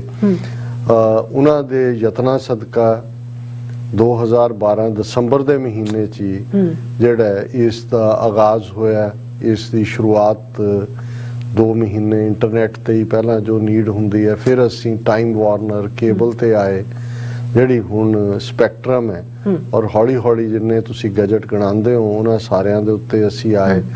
ਔਰ YouTube ਔਰ Facebook ਔਰ ਦੂਸਰੇ ਤੀਸਰੇ ਪਿਛਲੇ 2-3 ਸਾਲ ਤੋਂ ਕੁਝ ਪ੍ਰੋਗਰਾਮ ਲਾਈਵ ਇਹਦੇ ਤੇ ਵੀ ਹੁੰਦੇ ਨੇ। ਅੱਛਾ। ਔਰ ਇਸੇ ਦੌਰਾਨ ਅਸੀਂ ਸਾਡੀ ਪਿੱਛੇ ਵੀ ਜਿਹੜੀਆਂ ਨੇ ਕਾਮਯਾਬ ਸਾਡੀਆਂ ਟੀਮਾਂ ਨੇ ਜਿਨ੍ਹਾਂ ਨੇ ਮਿਹਨਤ ਕੀਤੀ, ਕੰਮ ਕੀਤਾ। ਹਾਲਾਂਕਿ ਸਾਡੇ 1-2 ਵਿਊਅਰਸ ਨੇ ਕਿਹਾ ਕਿ ਜੀ ਜੇ ਤੁਸੀਂ ਟੀਵੀ 84 ਟੀਮ ਮੈਂਬਰਸ ਦਾ ਵੀ ਜਿਹੜਾ ਹੈ ਉਹ ਵੇਰਵਾ ਦਿਓ, ਅਸੀਂ ਸਭ ਦਾ ਸ਼ੁਕਰੀਆ ਅਦਾ ਕਰਨਾ ਚਾਹੁੰਦੇ ਹਾਂ। ਤੇ ਮੈਂ ਇਹੀ ਕਹਿਣਾ ਚਾਹੁੰਦਾ ਵੀ ਕੁਝ ਕਾਰਨਾਂ ਕਰਕੇ ਅਸੀਂ ਹਰ ਇੱਕ ਨੂੰ ਜਿਹੜਾ ਆਇਡੈਂਟੀਫਾਈ ਨਹੀਂ ਕਰ ਸਕਦੇ, ਕਿਉਂਕਿ ਸਾਡਾ ਇਹ ਵੀ ਹੁੰਦਾ ਹੈ ਕਿ ਅਸੀਂ ਸੇਫਟੀ ਦੇ ਵਿੱਚ ਕੰਮ ਕਰਨਾ ਚਾਹੁੰਦੇ ਹਾਂ, ਔਰ ਬਹੁਤ ਸਾਰਿਆਂ ਦੀਆਂ ਕੋਈ ਇਮੀਗ੍ਰੇਸ਼ਨ ਰਿਲੇਟਡ, ਕੋਈ ਅਦਰਵਾਈਜ਼ ਵੀ ਜਿਹੜਾ ਸਿਸਟਮ ਹੁੰਦਾ ਹੈ। ਲੇਕਿਨ ਮੈਂ ਜਿੱਥੇ ਡਾਕਟਰ ਰਣਜੀਤ ਸਿੰਘ ਹੋਰਾਂ ਨੂੰ ਯਾਦ ਕਰਦਾ ਹਾਂ, ਜੂਨ ਦੇ ਮਹੀਨੇ ਉਹ ਸਾਨੂੰ ਵਿਛੋੜਾ ਦੇ ਗਏ। ਉਹਨਾਂ ਦੀ ਘਾਟ ਨੇ ਇੱਕ ਵੱਡੀ ਜ਼ਿੰਮੇਵਾਰੀ ਹੋਰ ਵੀ ਸਾਡੇ ਸਿਰ ਤੇ ਲਿਆਂਦੀ ਹੈ, ਪਰ ਸਾਡੇ ਵੀਰਾਂ ਭੈਣਾਂ ਨੇ ਸਾਨੂੰ ਇਹ ਹੌਸਲਾ ਵੀ ਦਿੱਤਾ ਹੈ ਕਿ ਇਸ ਨੂੰ ਜਾਰੀ ਰੱਖਣ ਦੇ ਵਿੱਚ ਉਹ ਮਦਦਗਾਰ ਹੋਣਗੇ। ਆਉਣ ਵਾਲਾ ਵਰਾ ਦੱਸੇਗਾ ਕਿ ਭਾਈ ਅਸੀਂ ਇਸ ਏਡੀ ਵੱਡੀ ਜ਼ਿੰਮੇਵਾਰੀ ਨੂੰ ਕਿਵੇਂ ਜਿਹੜਾ ਅੱਗੇ ਤੋਰ ਸਕਾਂਗੇ, ਕਿਉਂਕਿ ਇੱਕ ਬਿਗ ਬਜਟ ਪ੍ਰੋਜੈਕਟ ਹੈ। ਆਲਮੋਸਟ $35,000 ਪਰ ਮੰਥ ਜਿਹੜਾ ਹੈ ਉਹ ਕੰਜ਼ਰਵੇਟਿਵਲੀ, ਜਿਹਦੇ 'ਚ ਜਿਹੜੇ ਵਲੰਟੀਅਰ ਸੇਵਾ ਦਿੰਦੇ ਨੇ, ਰਿਸੋਰਸਿਸ ਵੀ ਪ੍ਰੋਵਾਈਡ ਕਰਦੇ ਨੇ ਜਾਂ ਚੁੱਕਣ ਛੱਡਣ ਦਾ ਕੰਮ ਕਰਦੇ ਨੇ, ਉਹਨਾਂ ਨੂੰ ਅਸੀਂ ਕਾਊਂਟ ਨਹੀਂ ਕਰਦੇ।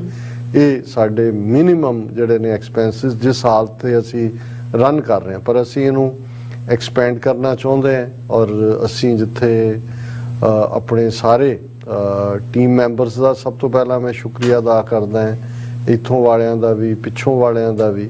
ਉੱਥੇ ਸਪਾਂਸਰਸ, ਜੇ ਇਹ ਸਪਾਂਸਰ ਸਾਡੇ ਨਾ ਹੁੰਦੇ, ਕਿਉਂਕਿ ਇਸ ਵੇਲੇ ਕੋਈ ਜੇ ਸਾਡਾ ਬੇਸ ਹੈ ਸਪੋਰਟ ਦਾ ਤੇ ਸਾਡੇ ਸਪਾਂਸਰ ਰਹੇ ਹੈ। ਔਰ ਇਸ ਦੇ ਨਾਲ ਨਾਲ ਅਸੀਂ ਈਵਨ ਕੈਨੇਡਾ ਨਿਵਾਸੀ ਸਿੱਖ ਸੰਗਤਾਂ ਦਾ ਮੈਂ ਸ਼ੁਕਰੀਆ ਅਦਾ ਕਰਨਾ ਚਾਹੁੰਦਾ ਕਿ ਵੀ ਜਦੋਂ ਮੈਂ ਟੋਰਾਂਟੋ ਔਰ ਮੌਂਟਰੀਆਲ ਗਿਆ। ਉਹਨਾਂ ਨੇ ਕਾਫੀ TV 84 ਨੂੰ ਮੱਦੇਨਜ਼ਰ ਰੱਖਦਿਆਂ ਫਾਈਨੈਂਸ਼ੀਅਲ ਹੈਲਪ ਕੀਤੀ। ਇਹੀ ਸਾਡੀ ਵਰਜੀਨੀਆ ਦੀਆਂ ਸਿੱਖ ਸੰਗਤਾਂ ਨੇ ਵੀ, ਜਿਹੜਾ ਸਾਨੂੰ ਮੈਂ ਪੇਕਾ ਘਰ ਕਹਿੰਦਾ, ਅੱਛਾ, ਔਰ ਆਉਣ ਵਾਲੇ ਪੀਰੀਅਡ 'ਚ ਅਸੀਂ ਇਹ ਤਵੱਕੋ ਵੀ ਕਰਦੇ ਹਾਂ ਕਿ ਸਾਡੀ ਇਸ ਤਰ੍ਹਾਂ ਹੀ, ਕਿਉਂਕਿ ਇਹ ਰਲ ਮਿਲ ਕੇ ਜਦੋਂ ਤੁਸੀਂ ਇੱਕ ਜਿਸ ਨੂੰ ਨਜ਼ਰੀਆਤੀ ਪ੍ਰੋਗਰਾਮ ਕਹਿੰਦੇ ਨੇ, ਉਹ ਨਜ਼ਰੀਆਤੀ ਵੀ ਖਾਲਿਸਤਾਨ, ਜਿਹਦੇ 'ਚ ਅਸੀਂ ਇਹ ਫੈਸਲਾ ਲਿਆ ਹੋਇਆ ਹੈ ਕਿ ਕੋਈ ਜੰਤਰ ਮੰਤਰ ਤੰਤਰ ਕਿਸੇ ਦੀ ਥਾਂ ਨਹੀਂ ਹੈ। ਸੋ ਇਹ ਜਿਹੜਾ ਹੈ ਉਹ ਵੈਲ ਵਿਸ਼ਰਸ ਦੀ ਮਦਦ ਦੇ ਨਾਲ ਹੀ ਰਨ ਹੋ ਸਕਦਾ। ਸੋ ਅਸੀਂ ਇਹ ਦਸੰਬਰ ਬੇਸ਼ੱਕ ਖਤਮ ਹੋ ਗਿਆ, ਹੁਣ ਨਵੇਂ ਸਾਲ ਦਾ ਆਉਣ ਵਾਲੇ ਪੀਰੀਅਡ 2 ਜਨਵਰੀ ਨੂੰ ਅਸੀਂ ਪ੍ਰੋਗਰਾਮ ਕਰਾਂਗੇ। ਤੇ ਅਸੀਂ ਇਹ ਤਵੱਕੋ ਕਰਦੇ ਹਾਂ ਵੀ ਅਜੇ ਵੀ ਜਿਨ੍ਹਾਂ ਨੇ ਜਿਹੜੇ ਡੋਨੇਟ ਕਰਨਾ ਭੁੱਲ ਗਏ, ਨਹੀਂ ਜਿਹੜਾ ਉਹਨਾਂ ਨੂੰ ਯਾਦ ਰਿਹਾ, ਹਾਂ ਜਨਵਰੀ ਦਾ ਮਹੀਨਾ ਵੀ ਅਸੀਂ ਤੁਹਾਨੂੰ ਦਿੰਦੇ ਤਾਂ ਕਿ ਸਾਨੂੰ ਇੰਨਾ ਕੁ ਤੁਸੀਂ ਸੁਰਖਰੂ ਕਰ ਦਿਓ ਤਾਂ ਕਿ ਸਾਨੂੰ ਵਰਾ 2023 ਦਾ ਇਹ ਫਿਕਰ ਨਾ ਹੋਏ ਕਿ ਭਾਈ ਅਸੀਂ ਤਨਖਾਹਾਂ ਔਰ ਰੈਂਟ ਕਿੱਥੋਂ ਪੇ ਕਰਨਾ। ਸੋ ਅਸੀਂ ਆਪਣੇ ਸਾਰੇ ਵਿਊਅਰਸ ਦਾ ਵੀ, ਜਿਹੜੇ ਰੈਗੂਲਰਲੀ ਸਾਡਾ ਹੌਸਲਾ ਵੀ ਵਧਾਉਂਦੇ ਨੇ, ਕੰਟਰੀਬਿਊਟਰਸ ਇਕੱਲੇ ਫਾਈਨੈਂਸ਼ੀਅਲੀ ਨਹੀਂ, ਜਿਹੜੇ ਸਾਡੇ ਤੱਕ ਖਬਰਾਂ ਪਹੁੰਚਾਉਂਦੇ ਨੇ ਔਰ ਜਿੱਥੇ ਵੀ ਕੋਈ ਡਿਵੈਲਪਮੈਂਟ ਹੁੰਦੀ ਹੈ ਉਹਨਾਂ ਸਭ ਦਾ ਸ਼ੁਕਰੀਆ ਅਦਾ ਕਰਦੇ ਹਾਂ। ਔਰ ਹੁਣ ਅਸੀਂ TV 84 ਪਰਿਵਾਰ ਦੀ ਗੱਲ ਕਰ ਲਈ, ਪੰਥ ਪਰਿਵਾਰ ਦੀ ਗੱਲ ਕਰ ਲਈ। ਸ਼ੁਰੂ ਅਸੀਂ ਗਲੋਬਲ ਤੋਂ ਕੀਤਾ ਸੀ, ਹੁਣ ਅਸੀਂ ਜਿਹਨੂੰ ਗੁਰੂ ਅਰਜਨ ਸਾਹਿਬ ਨੇ ਫਰਮਾਇਆ, ਜੀ ਜੰਤ ਸਭ ਸ਼ਰਨ ਤੁਮਾਰੀ, ਸਰਬ ਚਿੰਤ ਤੁਧ ਪਾਸੇ, ਜੋ ਤੁਧ ਭਾਵੈ ਸੋਈ ਚੰਗਾ, ਇੱਕ ਨਾਨਕ ਕੀ ਅਰਦਾਸੇ। ਸਾਰੀ ਕਾਇਨਾਤ ਦੀ ਗੱਲ, ਜੀ ਜੰਤ, ਜਿਸ ਦੇ ਵਿੱਚ ਇਕੱਲੇ ਸਾਡੇ ਨਹੀਂ, ਹਿਊਮਨ ਬੀਇੰਗ ਹੀ ਨਹੀਂ, ਸਾਰੇ ਜੀ ਜੰਤ, ਪਸ਼ੂ ਪੰਛੀ, ਪਲਾਂਟਸ, ਪਾਣੀ, ਅਸਮਾਨ, ਕੁੱਲ, ਉਹ ਸਾਰੇ ਗੁਰੂ ਨੇ ਕਿਹਾ ਵੀ ਤੇਰੀ ਜੀ ਜੰਤ ਸਭ ਸ਼ਰਨ ਤੁਮਾਰੀ। ਹੈ ਵਾਹਿਗੁਰੂ, ਸਰਬ ਚਿੰਤ ਤੁਧ ਪਾਸੇ, ਤੈਨੂੰ ਸਾਰਿਆਂ ਦੀ ਚਿੰਤਾ ਹੈ, ਤੇ ਜੋ ਤੁਧ ਭਾਵੈ ਸੋਈ ਚੰਗਾ, ਕਿ ਜੋ ਤੈਨੂੰ ਚੰਗਾ ਲੱਗਦਾ, ਇਹੀ ਸਾਡੀ ਅਰਦਾਸ ਹੈ। ਸੋ ਪਰ ਇਹ ਵੀ ਹੁੰਦਾ ਹੈ ਵੀ ਤੁਸੀਂ ਕਰਨਾ ਤਾਂ ਬਾਪੂ ਨੇ ਆਪਣੀ ਮਰਜ਼ੀ ਹੁੰਦੀ ਹੈ, ਪਰ ਤੁਸੀਂ ਬਾਪੂ ਤੋਂ ਮੰਗਦੇ ਤਾਂ ਹੋ ਕਿ ਭਾਈ ਜਦੋਂ ਤੁਸੀਂ ਕਿਹਾ, ਜਿਵੇਂ ਇਹ ਵੀ ਬੇਸ਼ੱਕ ਕੋਈ ਗੁਰਬਾਣੀ ਦੇ ਲਫ਼ਜ਼ ਨਹੀਂ ਨੇ, ਪਰ ਸਾਡੀ ਅਸੀਂ ਇਹੀ ਕਰਦੇ ਹਾਂ ਕਿ ਭਾਈ ਨਾਨਕ ਦੇ ਨਾਂ ਤੇ ਸਾਨੂੰ ਇਹ ਅਕਾਲ ਪੁਰਖ ਨਾਮ ਬਖਸ਼, ਚੜ੍ਹਦੀ ਕਲਾ ਬਖਸ਼, ਆਪਣੇ ਭਾਣੇ 'ਚ ਰਹਿਣਾ ਬਖਸ਼ ਤੇ ਸਰਬੱਤ ਦਾ ਭਲਾ ਦੇ। ਔਰ ਗੁਰੂ ਅਮਰਦਾਸ ਜੀ ਦਾ ਇਹ ਸ਼ਲੋਕ, ਇਸ ਦੇ ਨਾਲ ਅਸੀਂ ਇਸ ਅੰਗਰੇਜ਼ੀ ਵਰੇ 2023 ਦੇ ਵਿੱਚ ਸਾਰੀ ਮਨੁੱਖਤਾ ਲਈ, ਇਨਸਾਨੀਅਤ ਲਈ, ਕਾਇਨਾਤ ਲਈ ਸੁਖ ਮੰਗਦੇ ਹਾਂ। ਜਗਤ ਜਲੰਦਾ ਰੱਖ ਲੈ ਆਪਣੀ ਕਿਰਪਾ ਧਾਰ, ਜਿਤ ਦੁਆਰੈ ਉਬਰੈ ਤਿਤੈ ਲੇਹੋ ਉਬਾਰ, ਸਤਿਗੁਰ ਸੁਖ ਵਿਖਾਲਿਆ ਸੱਚਾ ਸ਼ਬਦ ਵਿਚਾਰ, ਨਾਨਕ ਅਵਰ ਨ ਸੁਝਈ ਹਰ ਬਿਨ ਬਖਸ਼ਣ ਹਾਰ। ਹੈ ਵਾਹਿਗੁਰੂ, ਤੇਰੇ ਬਿਨਾ ਹੋਰ ਤਾਂ ਕੋਈ ਹੈ ਨਹੀਂ, ਅਸੀਂ ਗੁਨਾਹਗਾਰ ਹੈ, ਆਦਮ ਦੀ ਜਾਤ ਵੀ ਗੁਨਾਹ ਕਰਦੀ ਹੈ, ਅਸੀਂ ਨਿੱਜੀ ਤੌਰ ਤੇ ਵੀ ਸਾਰੇ ਆਪਣੇ ਜੀਵਨ 'ਚ ਗੁਨਾਹ ਕਰਦੇ ਹਾਂ, ਪਰ ਇਸ ਦੇ ਬਾਵਜੂਦ ਤੇਰੇ ਹੈ, ਤੂੰ ਸਾਡਾ ਬਾਪੂ ਹੈ, ਪਿਤਾ ਹੈ, ਤੇ ਜਗਤ ਜਲੰਦਾ ਰੱਖ ਲੈ ਆਪਣੀ ਕਿਰਪਾ ਧਾਰ। ਇਸ ਸੜਦੇ ਸੰਸਾਰ ਦੇ ਉੱਤੇ ਰਹਿਮਤ ਦਾ, ਆਪਣੀ ਮਿਹਰ ਦਾ ਮੀਂਹ ਵਰਸਾ, ਤਾਂ ਕਿ ਇਹ ਅੰਗਿਆਰ, ਇਹ ਵਕਾਰਾਂ ਦੀ ਅੱਗ ਵੀ ਸ਼ਾਂਤ ਹੋਏ। ਇਹ ਦੁਨੀਆ ਦੇ ਵਿੱਚ ਜਿਹੜੀ ਡਿਜ਼ਾਇਰਸ ਦੀ ਅੱਗ ਹੈ, ਜਿਸ ਨੇ ਭਰਾ ਨੂੰ ਭਰਾ ਦਾ ਵੈਰੀ ਬਣਾਇਆ ਹੋਇਆ, ਇੱਕ ਮੁਲਕ ਦੂਸਰੇ ਦੇ ਉੱਤੇ ਚੜ੍ਹ ਕੇ ਆ ਜਾਂਦਾ, ਆਪਣੀ ਕਿਰਪਾ ਦੇ ਨਾਲ ਇਹ ਡਿਜ਼ਾਇਰਸ ਦੀ ਅੱਗ ਨੂੰ ਵੀ ਠੰਡਿਆ ਕਰ, ਤੇ ਜਿਵੇਂ ਵੀ ਤੈਨੂੰ ਜਿੱਤ ਦੁਆਰ ਹੈ ਉਭਰੇ, ਜਿਹੜੇ ਪਾਸਿਓਂ ਮਰਜ਼ੀ ਤਿੱਤੈ ਲਿਓ ਉਬਾਰ। ਇਹਨਾਂ ਸਾਰਿਆਂ ਨੂੰ ਉਬਾਰੋ ਔਰ ਸਾਨੂੰ ਵੀ ਉਸ ਸੱਚੀ ਬਾਣੀ ਦੇ ਨਾਲ ਜੋੜੋ। ਵਰਾ 2023 ਜਿੱਥੇ ਅਸੀਂ ਸਮੁੱਚੇ ਤੌਰ ਦੇ ਉੱਤੇ ਇਸ ਮਨੁੱਖਤਾ, ਇਨਸਾਨੀਅਤ ਦਾ ਭਲਾ ਮੰਗਦੇ ਹਾਂ, ਉੱਥੇ ਝੂਲ ਤੇ ਨਿਸ਼ਾਨ ਰਹੇ ਪੰਥ ਮਹਾਰਾਜ ਕੇ, ਸਾਜ ਤੇ ਦੀਵਾਨ ਰਹੇ ਗੁਰੂ ਮਹਾਰਾਜ ਕੇ, ਖਾਲਿਸਤਾਨ ਜ਼ਿੰਦਾਬਾਦ। ਜੀ ਡਾਕਟਰ ਸਾਹਿਬ, ਤੁਹਾਡਾ ਬਹੁਤ ਬਹੁਤ ਸ਼ੁਕਰੀਆ। ਸੋ ਇਸ ਤਰ੍ਹਾਂ ਆਪਣੇ ਵਿਊਅਰਸ ਕੋਲ ਨੇ ਇਜਾਜ਼ਤ। ਵਿਊਅਰਸ, ਸਾਡੇ ਪ੍ਰੋਗਰਾਮ ਦਾ ਸਮਾਂ ਇੱਥੇ ਸਮਾਪਤ ਹੁੰਦਾ ਹੈ। ਤੁਸੀਂ ਆਪਣੀ ਰਾਏ ਤੇ ਸੁਝਾਅ ਸਾਨੂੰ ਭੇਜਣਾ ਭੁੱਲਣਾ ਸਾਡੇ ਇਸ ਪਤੇ ਤੇ SOS@tv84.tv ਤੇ ਅਸੀਂ ਆਪਣਾ ਪ੍ਰੋਗਰਾਮ ਲੈ ਕੇ ਫਿਰ ਦੁਬਾਰਾ ਨਵੇਂ ਮੇਰੇ ਵਿੱਚ ਤੁਹਾਡੇ ਸਨਮੁਖ ਹੋਵਾਂਗੇ। ਤਦ ਤੱਕ ਲਈ ਮੈਨੂੰ ਤੇ ਆਪਣਾ ਸਲਾਹ ਗਿਆ ਦੋ। ਦੇਖਦੇ ਰਹੋ TV 84 ਬੁਲਾ ਦਿਓ ਫਤਿਹ। ਵਾਹਿਗੁਰੂ ਜੀ ਕਾ ਖਾਲਸਾ, ਵਾਹਿਗੁਰੂ ਜੀ ਕੀ ਫਤਿਹ। ਰੱਬ ਰਾਖਾ।